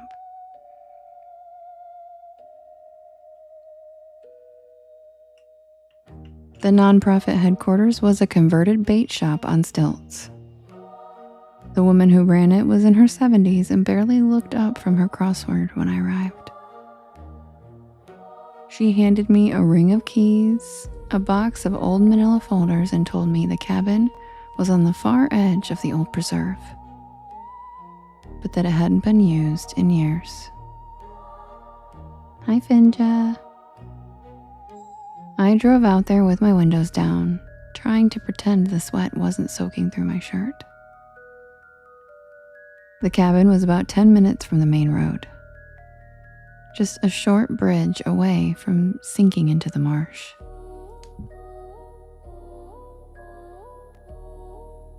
Cypress trees loomed on all sides, their roots tangled in mud, and the smell of sulfur and rot drifted on the heavy air.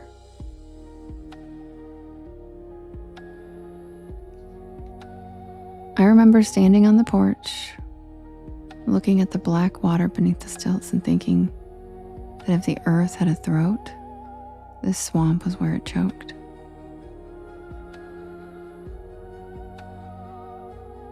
The first night was uneventful. Just heat and mosquitoes. I found an old box fan and I plugged it in by the window, set up my laptop, and fell asleep to the chirr of frogs and distant pops from the marsh. It was the second night that things started to get strange.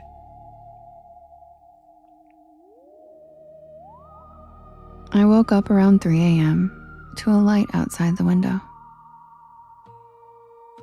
Not headlights from a car, and not an inadequate flashlight. It was blue, pale, and pulsing faintly like a dying star. Just above the waterline it floated. I sat up slowly, and I pressed my face to the window screen. The light hovered maybe 20 feet from the cabin. Oh my God, Tommy. That is so cute. What was that? That was so cute. Oh my God. That was so cute. The light hovered maybe 20 feet from the cabin, just beyond the edge of the trees, casting long, watery shadows that rippled across the roots in the grass. It drifted slightly left and then slightly right, and then it vanished. I waited for something to follow, an engine, a voice, anything. But there was nothing. Just the humid air and the sudden absence of the frogs.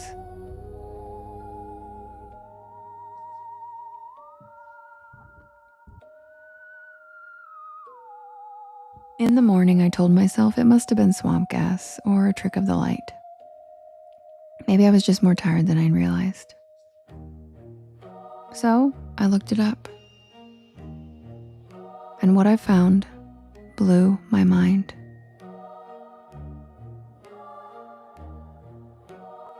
Will-o'-the-wisp, marsh fire, ignis fatuus, all old names for the same thing. Mysterious lights that appear over wetlands, and they're supposedly harmless.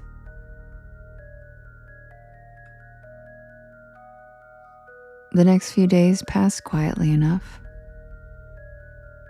I digitized a dozen old surveys, took a kayak into the cypress groves, even spotted a few spoonbills and a nest of baby gators. But something felt wrong in the air. Not just the smell, although that got worse, like mildew. But no, it was the quiet. I hadn't seen a single other person near the cabin since I had arrived, and the nonprofit office had closed early every day. I chalked it up to the heat or disinterest, until I found the folder labeled Marshlight. It was buried under a stack of soil surveys in the back of the office filing cabinet. The kind of thing you only find if you're bored or nosy, and I was both.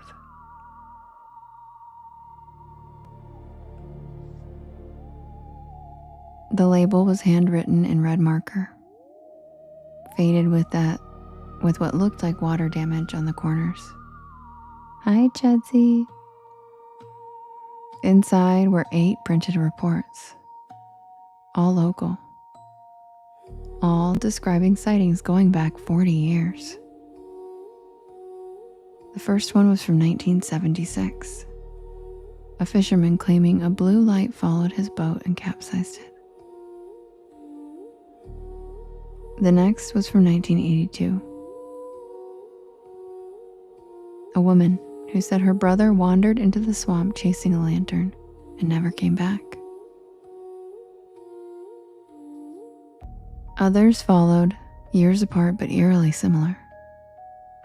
Lights, disappearances, things seen in the water.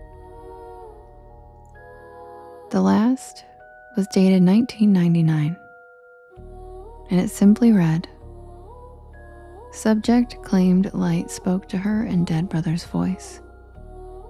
Found wandering 6 miles from camp with feet covered in blood and no sign of brother."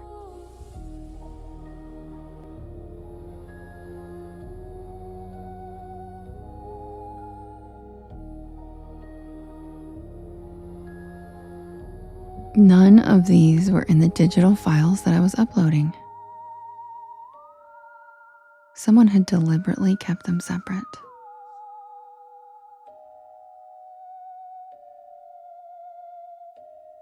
I asked the old woman at the nonprofit about it the next day. She looked up from her crossword for a long second and then muttered something about old stories and locals drinking too much. When I pressed, she snapped that I shouldn't go out at night, especially not near the standing pools. And then she wouldn't look at me again. That night, I didn't sleep. The light came back, this time closer. I watched it from the crack in the curtain, how it moved in slow serpentine loops across the water, bobbing like it was searching. And then it stopped, right at the edge of the porch. It hovered there, flickering faintly like breath on glass. And then I heard a scraping noise like claws on metal mesh. I didn't go outside. I didn't even breathe. The next morning, I found the porch screen torn open, 3 long gashes, low to the floor, and muddy prints, small ones, not human, not any animal I'd ever seen.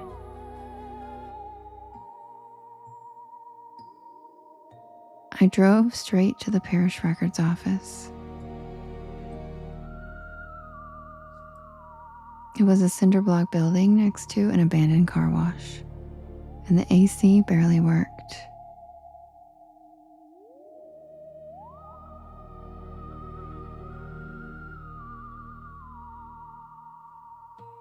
I found a part-time clerk who let me comb through old reports while he napped in the break room. And that's where I found the name, Belmare Devil. Back in the early 1900s, locals believed in a swamp entity that lured people off paths with blue lanterns. They said it mimicked voices, stole faces, wore the skin of the people it lured. One folklorist from Tulane described it as a cryptid or demon with shape-shifting abilities, capable of assuming familiar forms to draw victims into the water. It wasn't a ghost. It wasn't a story to keep kids from staying out after dark. It was real. I rushed back to the cabin and I packed everything except the records, my laptop, my clothes. I wasn't staying one more night.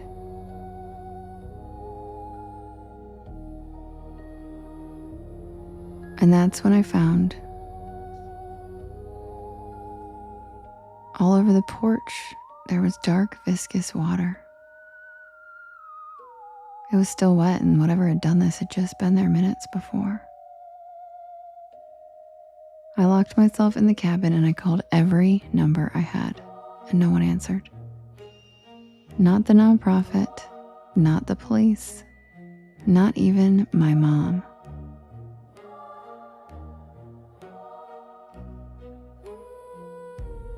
That night,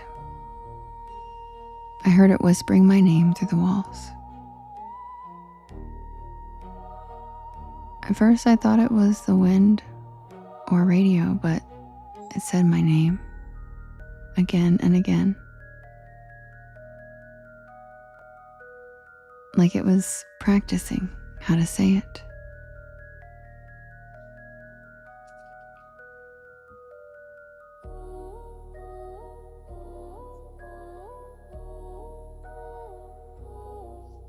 I pressed my back against the door and I held a kitchen knife in my lap until sunrise. And when morning came, I bolted for my car. But my car was gone. Not vandalized and not broken into, gone. The gravel all around it was disturbed, as if something had dragged my car away. And that's when I lost it. I tried running down the road, but the heat and the fear made me dizzy, and I collapsed in a ditch full of reeds and biting flies. I had no choice. I had to go back. So I went back to the cabin and I barricaded the door. I found the old propane stove, lit it, and I sat by it like a campfire, knife still clutched.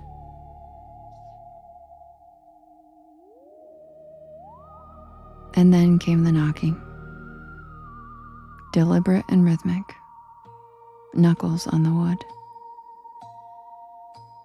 I didn't move. And then I heard a voice. My mother's voice. Called out from outside. She said that she had come to bring me home, and that she was sorry she hadn't answered my calls, and that she was worried about me.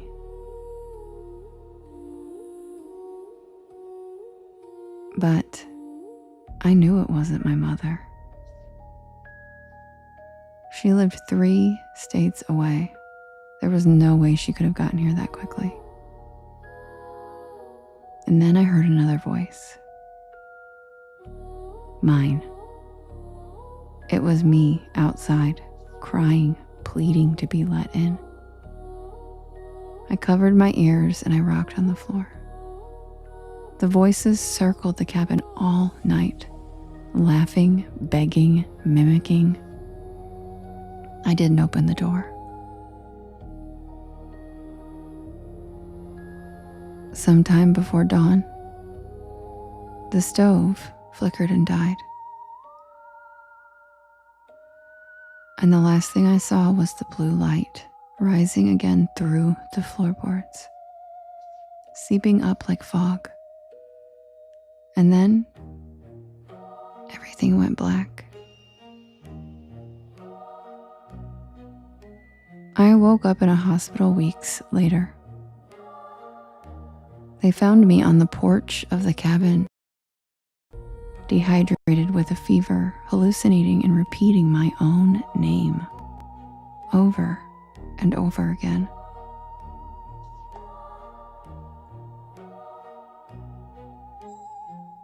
They said that the nonprofit shut down the day I went missing. The old woman who ran it, gone, vanished. And the property was seized by the state.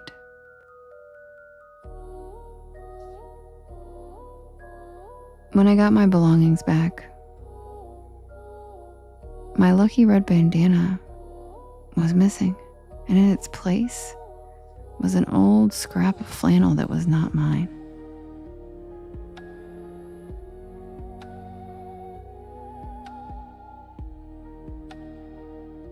I moved back north, and I started going to therapy, and I tried to forget.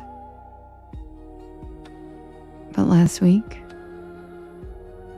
I saw a news article. A team of campers had gone missing near Lake Maurepas, and the only clue was a picture one of them uploaded before disappearing. It showed a dim, marshy landscape and a small, flickering light hovering just above the water, and bright blue.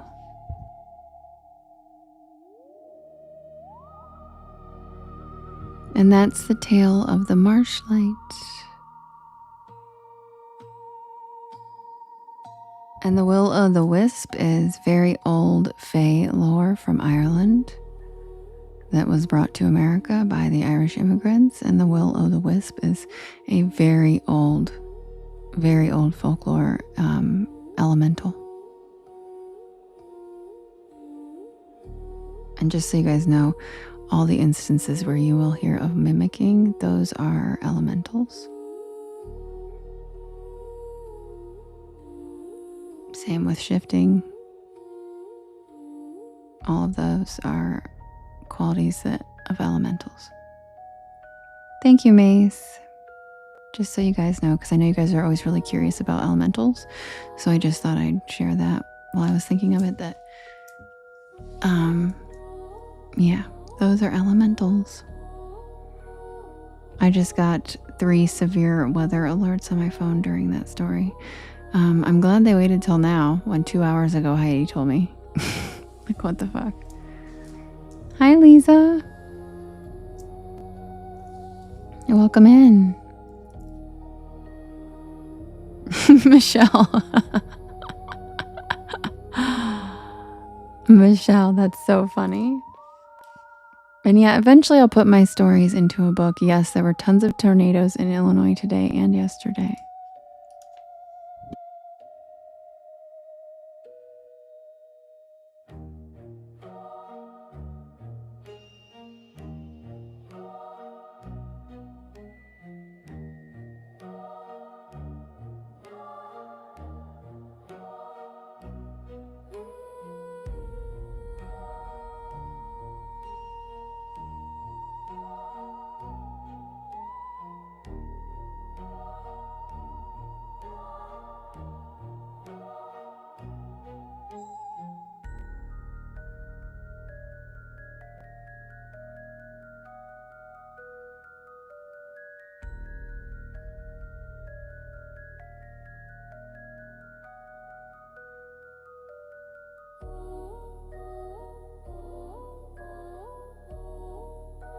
Thank you, Think. I've actually haven't heard of that podcast, but thank you so much. All right, you guys, let me put the porch back up. I was just checking the severe weather report that I just got.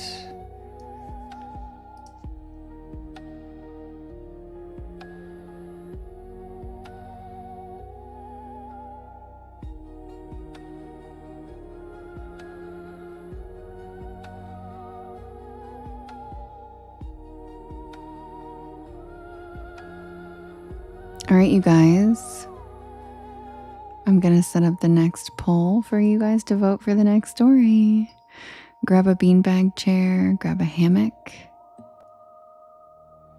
and welcome to the porch. Sit back and relax. Check out the shooting stars in the sky. And if you're new here, welcome in. My name is Devin, and this is Porch Lore. And I tell spooky bedtime stories to help you relax your nervous system and fall asleep. And I am here every single night at 10 p.m. Eastern Standard Time till about 1 in the morning. And I do write and record all of these stories myself. And you can listen to them when I'm not live, whenever you would like, on my YT channel, as well as all of the podcast streaming sites. Just look for Porch Lore and you will find me. And the links are all in my bio. And I'll be right back with the next poll for us to vote for the next story. Welcome to the porch. Good night, Dr. O.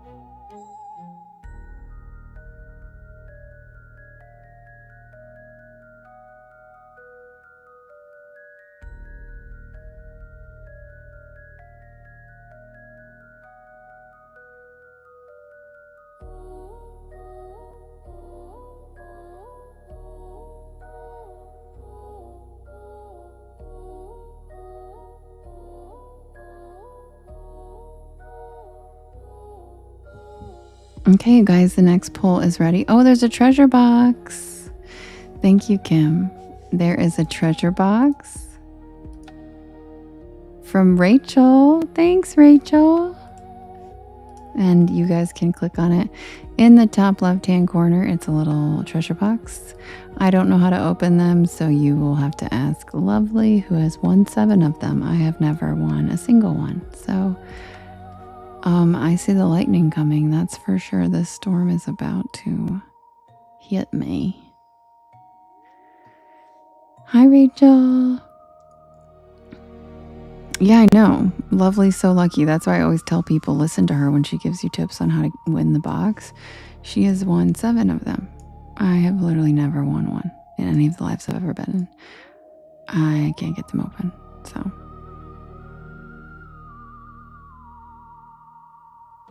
Yes, she has won 7.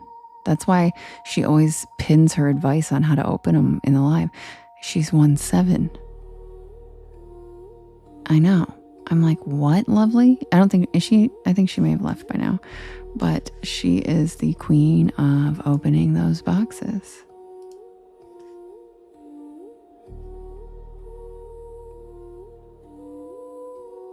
Bradley said, not with that attitude. Go ahead and try badly. See if you get it open. I know, right, Matt? James has won 2. Way to go.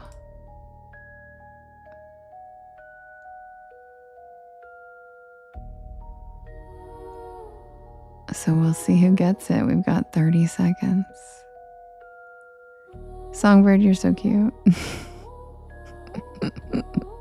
You're so cute. Yeah, I hope everything is better, Brookie. We love you.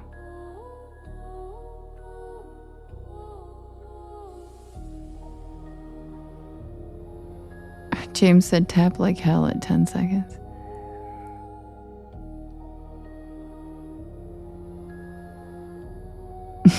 Ellie.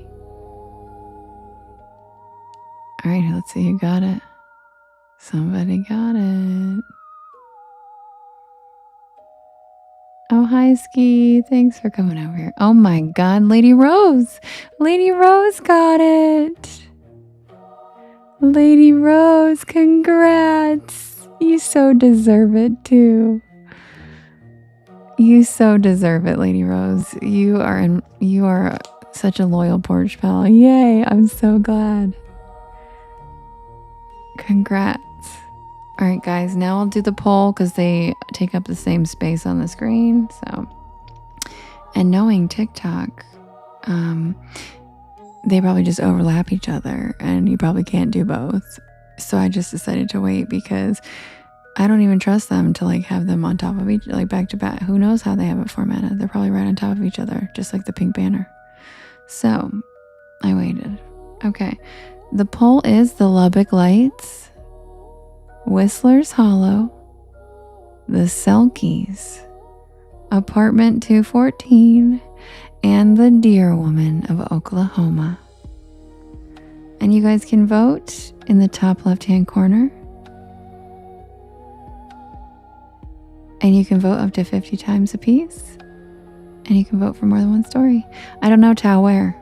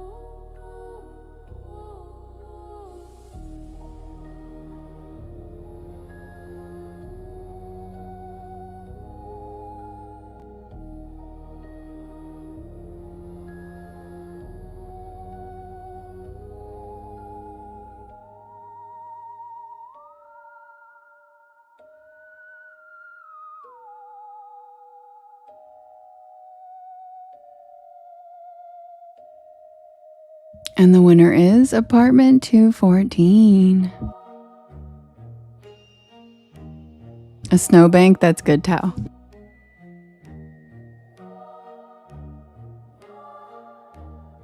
Oh, misbehaving, that's so cute. Thank you.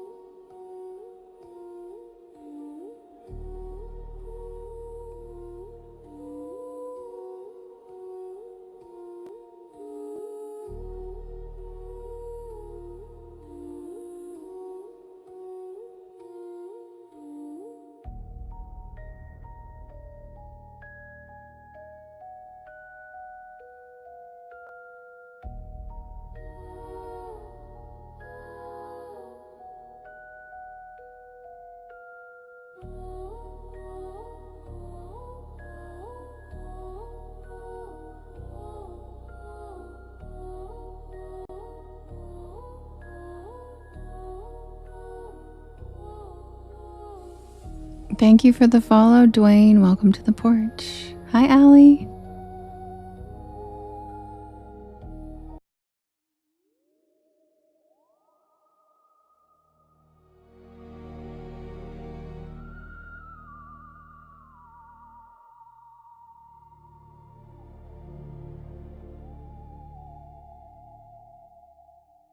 Love you, Misbehavin'. Good night. Thanks.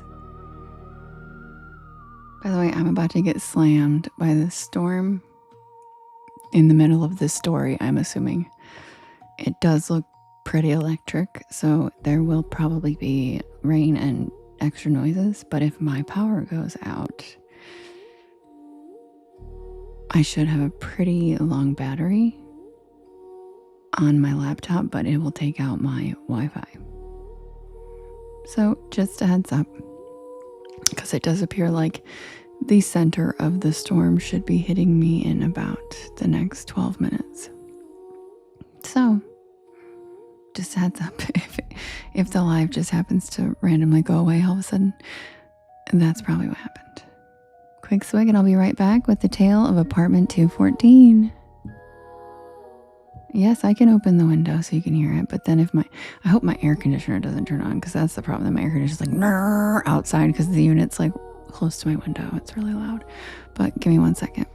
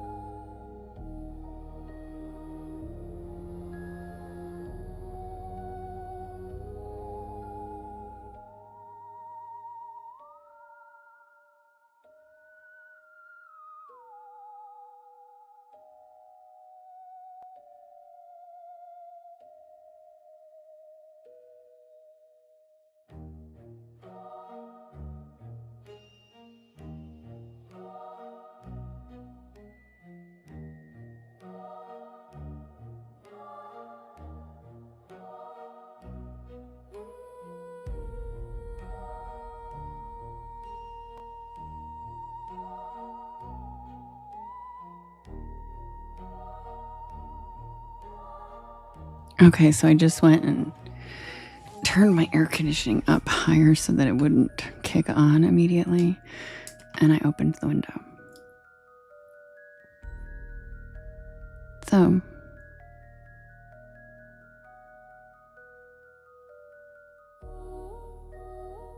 what reset, Sherry? Are you talking about my gallery?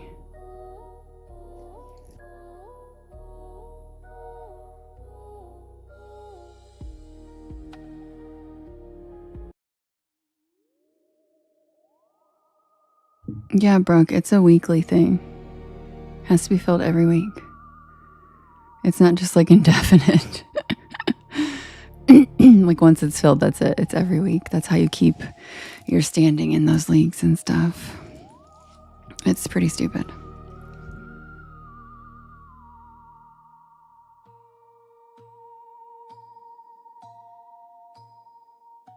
Yeah, you would think, Brooke, but apparently most people get them filled every week, so I don't know. I don't know what they expect, but it's kind of crazy. That's why they push people into battles, because people will stupidly give twice as much as they give a performing creator. They will give twice as much to a battler because of the psychological rush of feeling like you're part of a team, beating something. You feel like you won afterwards. There's this whole psychological manipulation to battles that being just a storyteller like myself does not invoke to get those kinds of gifts filling my gallery. So they set the gallery levels for battlers, and then the rest of us who are actually creative content people get punished for not, basically psychologically tricking people into dumping gifts. Like, it's just really infuriating. And those battlers, talk about unoriginal content. They just stand there and like, come on, guys, we can do this. Like, come on. So, anyway, me too, Bisbee. It's, yeah. Anyway, quick swig and I'll be right back.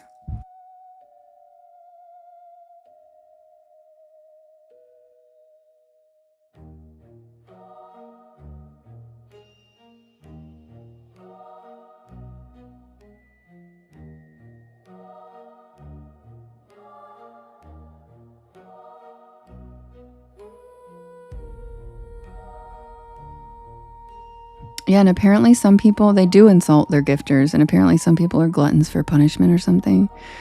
And they like, it's like a competitive thing. It's something weird where people need to feel that rush of like, it's actually a psychological term. I'll give you a quick, okay, I'm going to nerd out for a second. It's called basking in reflected glory. It's actually a psychological condition. Sports fanatics also experience it. You will hear them speak about their teams as we, because they bask in the reflected glory of something that they associate themselves to, even though it is of not even close proximity, in order to get like the dopamine hit and the serotonin they need in their brain to feel like they've accomplished things. It's usually derived from lack of accomplishment or feeling like there's lack of accomplishment in your life, and therefore basking in the reflected glory of something you associate with. That's why they have sports teams. Like for people's states, they bask in the reflected glory because they're close enough proximity to say, I'm from this state, so I'm going to claim that I had something to do with this victory. You know, it's a rush of, it's psychological. And so if you look up basking in reflected glory, it is a very common psychological reaction that people have to all kinds of things like sporting events, anything that they can tie, they can identify with to get a dopamine hit off of somehow connecting themselves to that victory or that accomplishment or that fun or anything like that. So battles are the same. They hit that same thing in the brain where after it's done and then they won, they feel like they like did something. You know what I mean? So that's, yep, it's the reward system in your brain. So not to get too scientific and nerdy, but there is actually, I learned about it in college. And they use sports fans with foam fingers and stuff in there and in my class as examples. And yeah, and it's been going on since like the gladiators as a way to like, because if people felt a lack of fulfillment, they might like revolt or like even demand better treatment at work or like, you know, silly things like that. But when you give the brain a reward system like that, like professional sports that get tax write-offs, wonder why,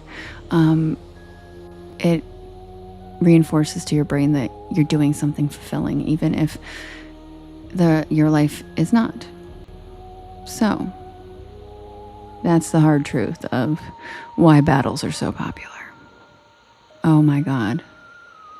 Do y'all hear this wind? Holy shit. This is bad. Hold on. Listen.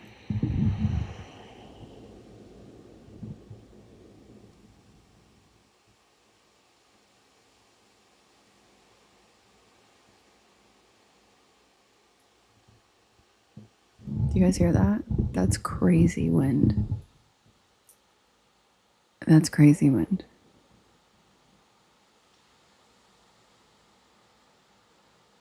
Oh, she's canceling it out. Jade said Shirley does too well. She's canceling it out. Yeah, that's a good point. Wow, that's really loud. Also, you said kind of like a band groupie. A band groupie, it depends on what kind of groupie. If you're just following the band around on tours, I guess.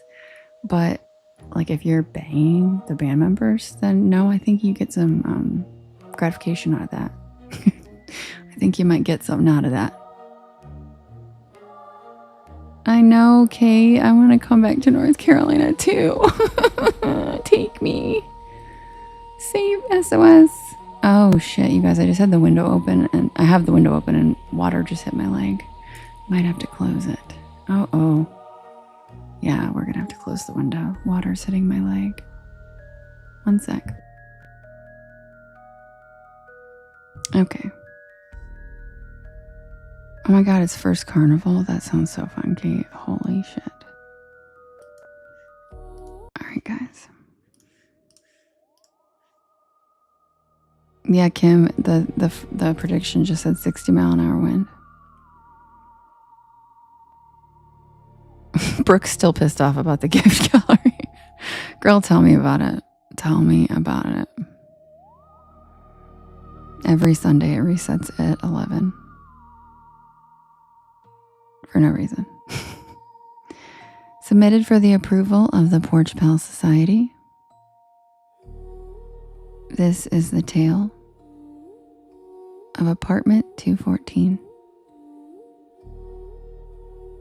And for anyone asking, I'm currently in Ohio.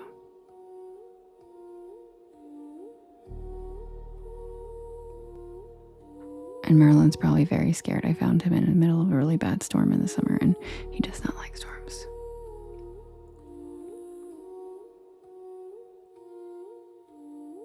Stacy Cooper was going through a rough time.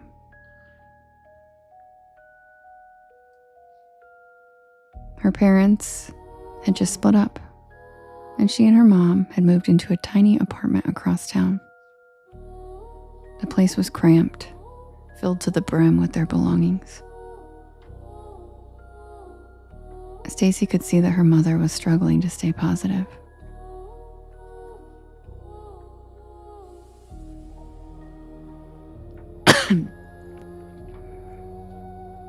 Suddenly, the sound of breaking glass interrupted them.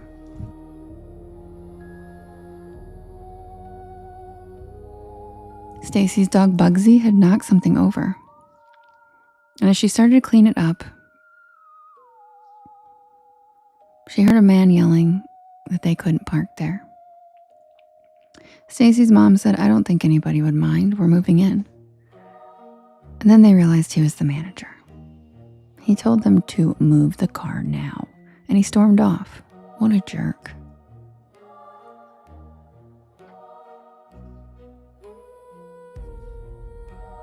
After they moved the car, they went back inside. Stacy's mom couldn't find the broom, so Stacy offered to step back out and grab it. Outside, the night was quiet. Stacy heard a soft knock behind her and turned around and said, "Mom, you startled me," only to realize that no one was there. She rolled her eyes and ran back inside. The next day, Stacy was out on the sidewalk again, but this time she wasn't alone. A girl around her age stood nearby. "What are you doing?" the girl asked. Stacy froze for a moment. Who are you?" "I'm Angela. I live in the building." Stacy glanced at her. I didn't think any other kids lived in the building." Angela smiled. "I've seen you around." "Yeah, not many kids live here. Want to hang out sometime?" Maybe," Stacy said cautiously. "See you later then?" Angela asked, turning to leave. "Yeah, bye." That afternoon, Stacy came home to find her mom waiting for her. They sat down and had tea, and it seemed like they were finally getting settled. And as the days passed, Stacy made a new friend in the building. An elderly woman named Madeline Kogel. Madeline was an artist who had painted beautiful works in her youth. She didn't have any children of her own, but she did have a nephew named Frank. However, after Frank's family grew, they asked Madeline to leave. So she had lost her home and her friends, and now she lived alone in the largest apartment in the complex. Madeline shared stories with Stacy, and Stacy in return helped Madeline with chores. The two quickly became close, filling the lonely voids in each other's lives. One day, Madeline asked if Stacy would mind dropping by tomorrow. Sure, Stacy replied. What's up? Nothing in particular, Madeline said. It's just a day in which I prefer not to be alone. I'll be there, Stacy promised. Later that evening, Stacy ran into Angela again, and Angela was excited, waving tickets in her hand. Check these out. Battle of the Bands. We're going. We've got an extra ticket. Want to come? Right now? Stacy asked. Yeah. My mom's picking up my friends. You can meet them all. Stacy hesitated. She did need friends her own age in town. But she had promised Madeline she'd visit. But Stacy ended up going to the concert. But something didn't sit right with her. When she returned home, the guilt gnawed at her. She had broken her promise to Madeline. The next day, Stacy rushed to Madeline's apartment to apologize. But to her horror, it was empty. Everything. Furniture, paintings, all of it was gone. In a panic, Stacy ran to the building manager. Mr. Hordstrom, did the lady in apartment 213 move out? Hordstrom looked at her puzzled. What lady? No one's lived there for years. Thank you, Slice. Stacy insisted that someone had lived there. Haunted by her broken promise, she couldn't shake the feeling that Madeline was gone forever. Days passed, and the guilt continued to weigh on her. And then one stormy night, while Stacy was alone in the apartment, a knock echoed through the door.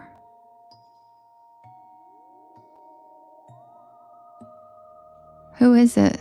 Stacy called out, her voice trembling. The door creaked open. Standing there, pale and cold, was Madeline.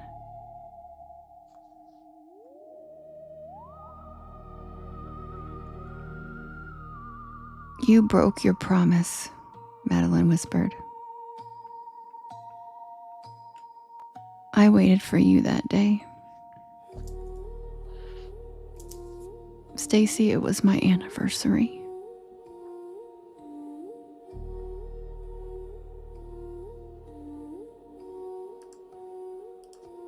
Anniversary? Stacy stammered, backing away.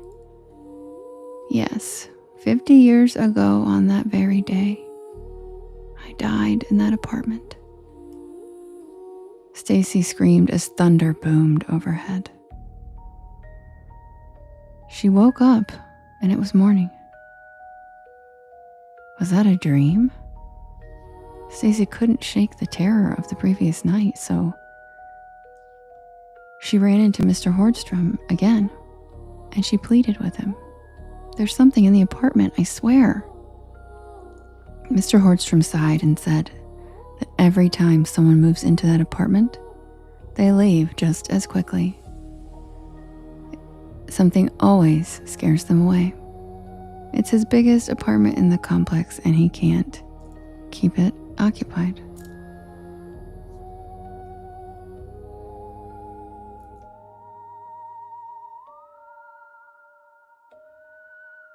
Weeks later, Stacy and her mom were settled into a newer, larger apartment in the same building.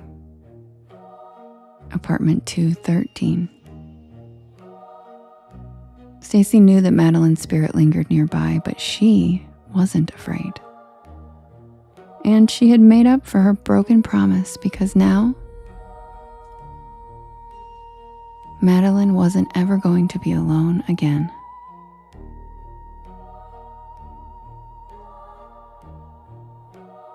And that's the tale of Apartment 214. And that is an Are You Afraid of the Dark reworking.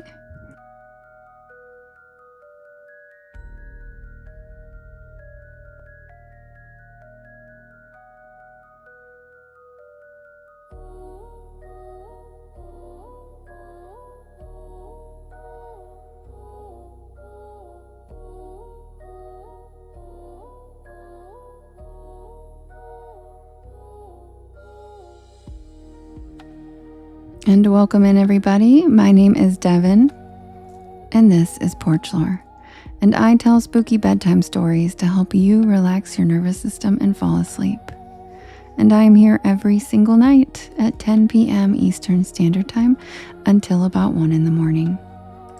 I am streaming on 3 platforms, so thank you from wherever you are watching me. I do write and record all of these stories myself. They are original content of mine. And if you would like to listen to them when I'm not live, they are all available except for the reworkings. They are all available on my YT channel as well as all of the podcast streaming sites. So just look for Porch Lore and you will find me. And the links are in my bio. I also have some very cool merch. Please check out the merch site. Even if you don't want to buy anything, I think you'll get a kick out of them. There's a lot of funny cryptid shirts and inadequate flashlight stuff, grilled cheese stuff. And I did make the grilled cheese socks that somebody had requested. Those have been added. So I'd love for you guys to check it out. Here comes the rain.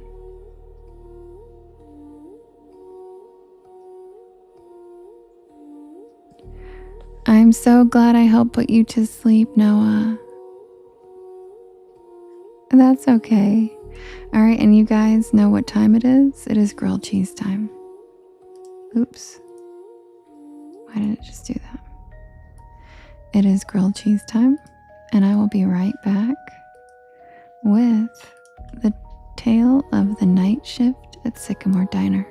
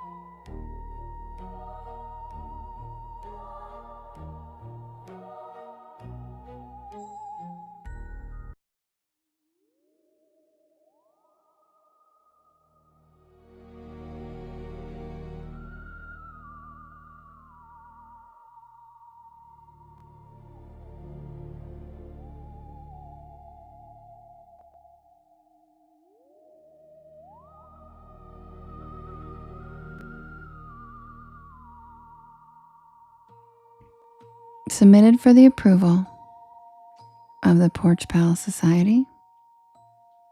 This is the tale of the night shift at Sycamore Diner.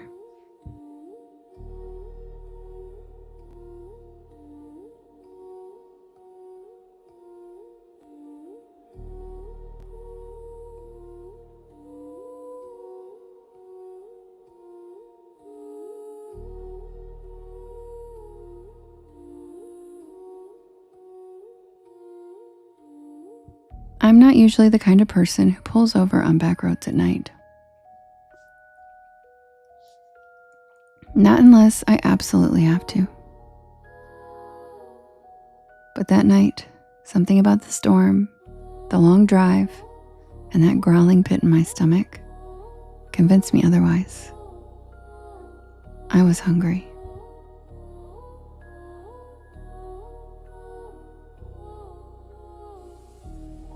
Good night, Holly. It was late October, and I was headed back to campus after a weekend visit with my friends in North Carolina. I had a midterm on Monday, and my plan had been to drive straight through, 5 hours, no stops. But then came the rain.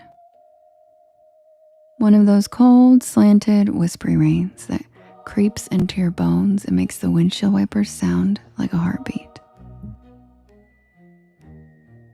I had taken the wrong exit trying to bypass traffic, and I ended up on a 2-lane back road,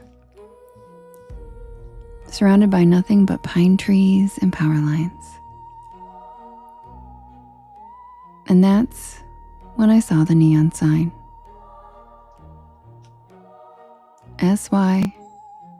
SYCAMRE Diner. The O in Sycamore was flickering like it hadn't worked right in years. But the rest was lit up in a cherry red neon. A tiny beacon in the middle of nowhere. I figured I'd grab a quick bite, maybe some coffee, check my map, and get back on the highway.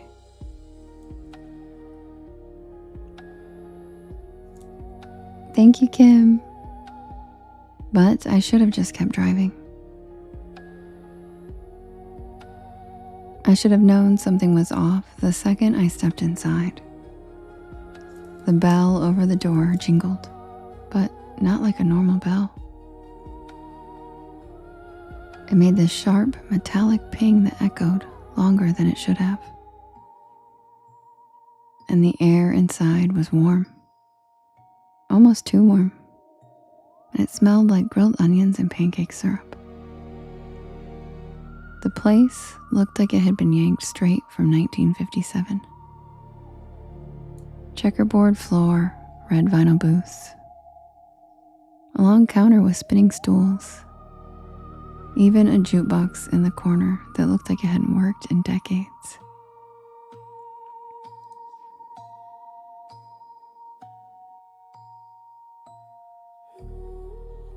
And the people, they all stopped and looked at me the second I walked in. Not in a rude way, just quiet. Like they weren't expecting me. Like I had walked into the middle of a sentence that no one wanted to finish. A waitress, tall, with a beehive hairdo and a light blue uniform, smiled and waved me over. "You get caught in the rain, sweetheart," she said, handing me a laminated menu. I nodded, still trying to shake off that weird feeling. Yeah, the highway's a mess. She chuckled and patted my shoulder. "Well, you're safe here. Sycamore's always open for travelers." I sat down at a corner booth and the vinyl creaked. And I remember the jukebox shifted songs by itself and started playing some slow doo-wop ballad that I didn't recognize.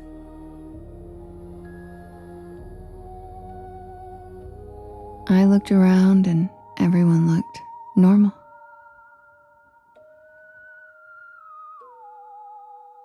Sort of.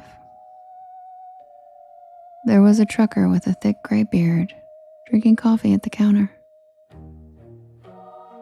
A young couple whispering to each other in a booth by the jukebox. And an older woman stirring tea like she was lost in thought.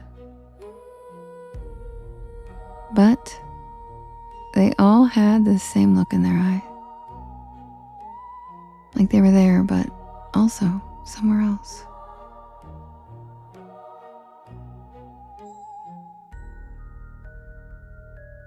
Like they were watching me out of the corner of their eyes, even when they were looking down.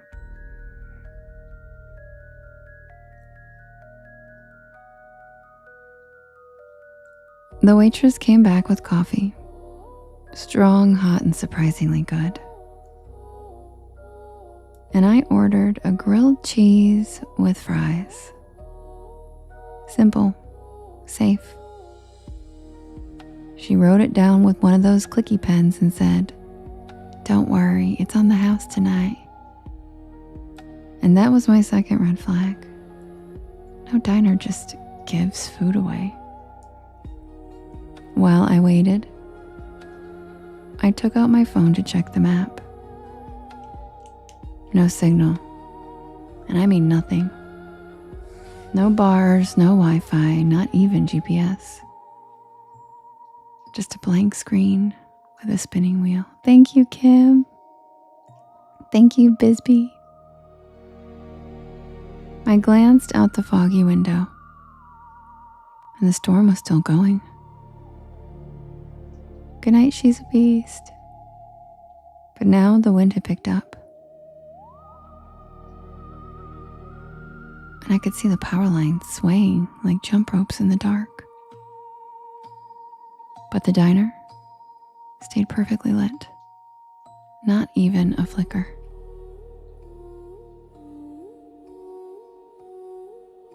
The food came fast. Too fast. Like under 5 minutes. But it looked amazing. Golden bread, gooey cheese, crispy fries with a little metal cup of ketchup. I took a bite. Delicious. I mean, I've eaten at a lot of diners. Greasy spoons, college joints, and roadside shacks.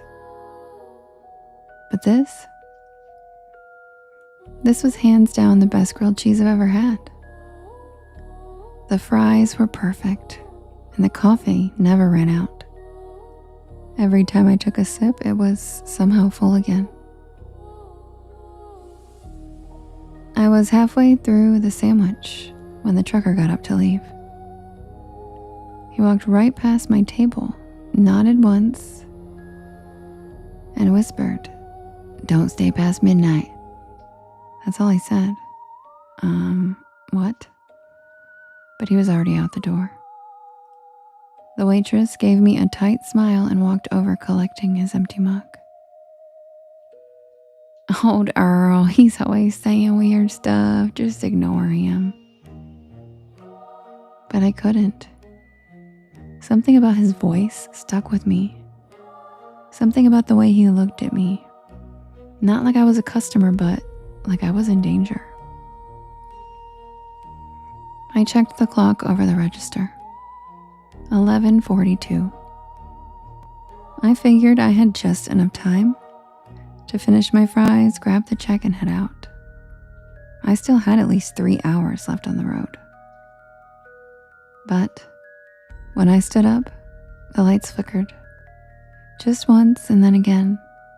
And then everything in the diner stopped moving. The couple by the jukebox froze mid-sentence. The woman with the tea stopped stirring, her spoon hanging in midair. The waitress, her hand reached out for a mug, just stopped. Like someone hit pause on the entire scene.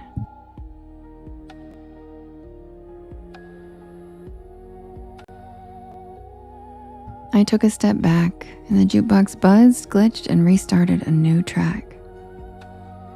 I could still move, but no one else could. And then I heard it.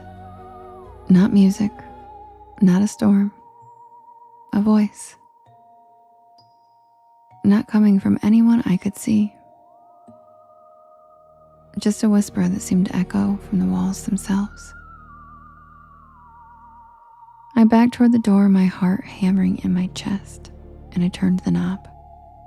Locked. Of course it was locked. I tried the windows, but they were sealed shut. I started banging on the glass and shouting, but no one was outside. Just the wind and the rain and that flickering red sign. SYCAMRE. I turned back toward the dining room, and everyone was gone. Not frozen anymore, just gone.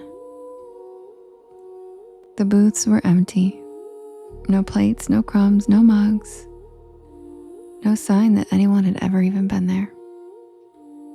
Except for my plate. Still warm and still half-eaten. And then I saw the waitress. She was standing by the kitchen doors, her silhouette backlit by a flickering fluorescent light.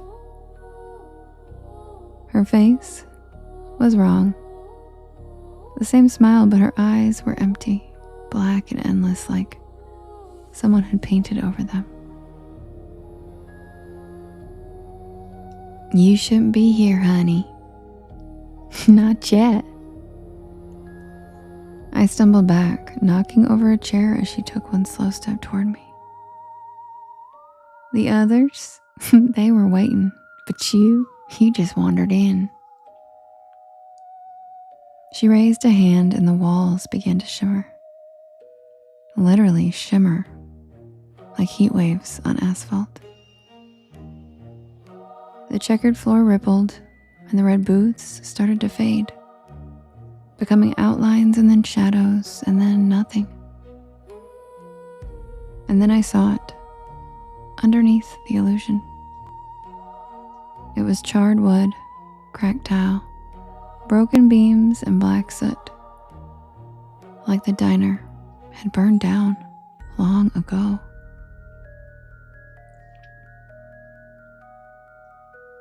I ran. I don't even remember how I got out. One second I was inside, and the next I was on the side of the road, soaked to the bone and gasping for air. My car was still there, parked on gravel that didn't even look like a lot anymore. Just weeds and puddles. No neon sign, no glowing windows, just nothing. I drove back to campus that night in silence. No music, no Porch Lore podcast. I kept glancing in the rearview mirror, half expecting to see that red neon flicker back to life. I didn't tell anyone, not for weeks. Not until I finally looked up Sycamore Diner on a local history site. And I found it. It burned to the ground in 1972. A gas leak. The whole place went up at midnight, and everyone inside was killed. 5 patrons, a waitress, and a cook. The photo in the article? The same checkerboard floor. The same red booths. The same neon sign.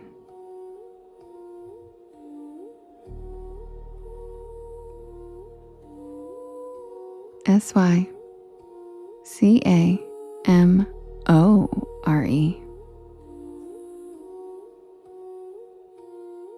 And in the corner of the photo, that same waitress, smiling.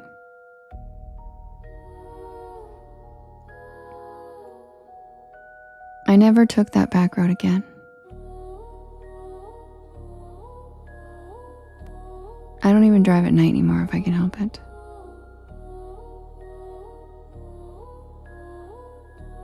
And every time I see a neon diner sign, something in me flinches just a little. Because I know I was there, and I know I wasn't supposed to be.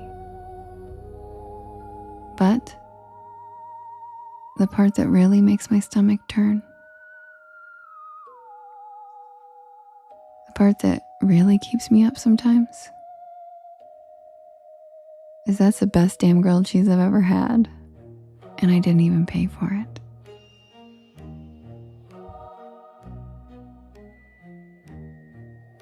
And that's the tale of the night shift at Sycamore Diner.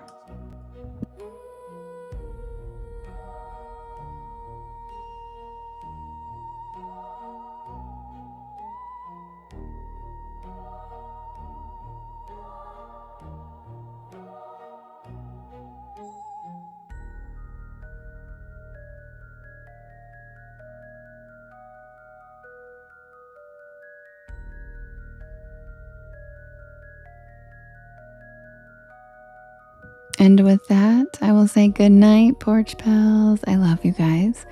I will see you again tomorrow, same time, same place. Oh, you're welcome, Sherry. 10 p.m. Eastern Standard Time. Hi, Matt. And I hope you guys all have a lovely Friday. I hope you guys get some great sleep. And if you cannot fall asleep, good night, Daisy. I'm glad you joined us tonight.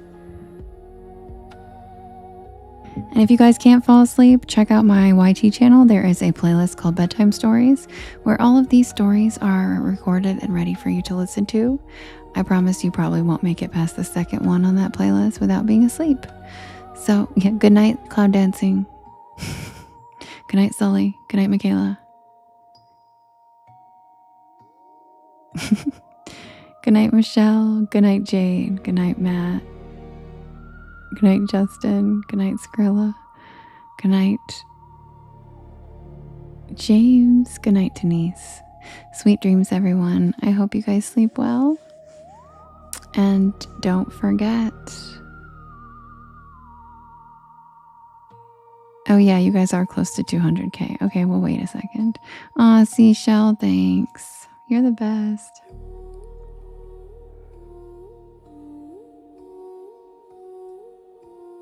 There we go, Jade. Thanks. Yeah, I almost did it, Michelle, but she said let's wait till 200K. And yes, no good nights to Travis. Don't worry.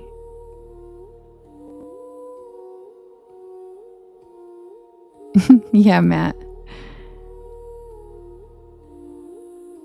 Good night, Songbird. Thanks for your help tonight. I appreciate you guys. Good night, everybody. And don't forget, stay spooky.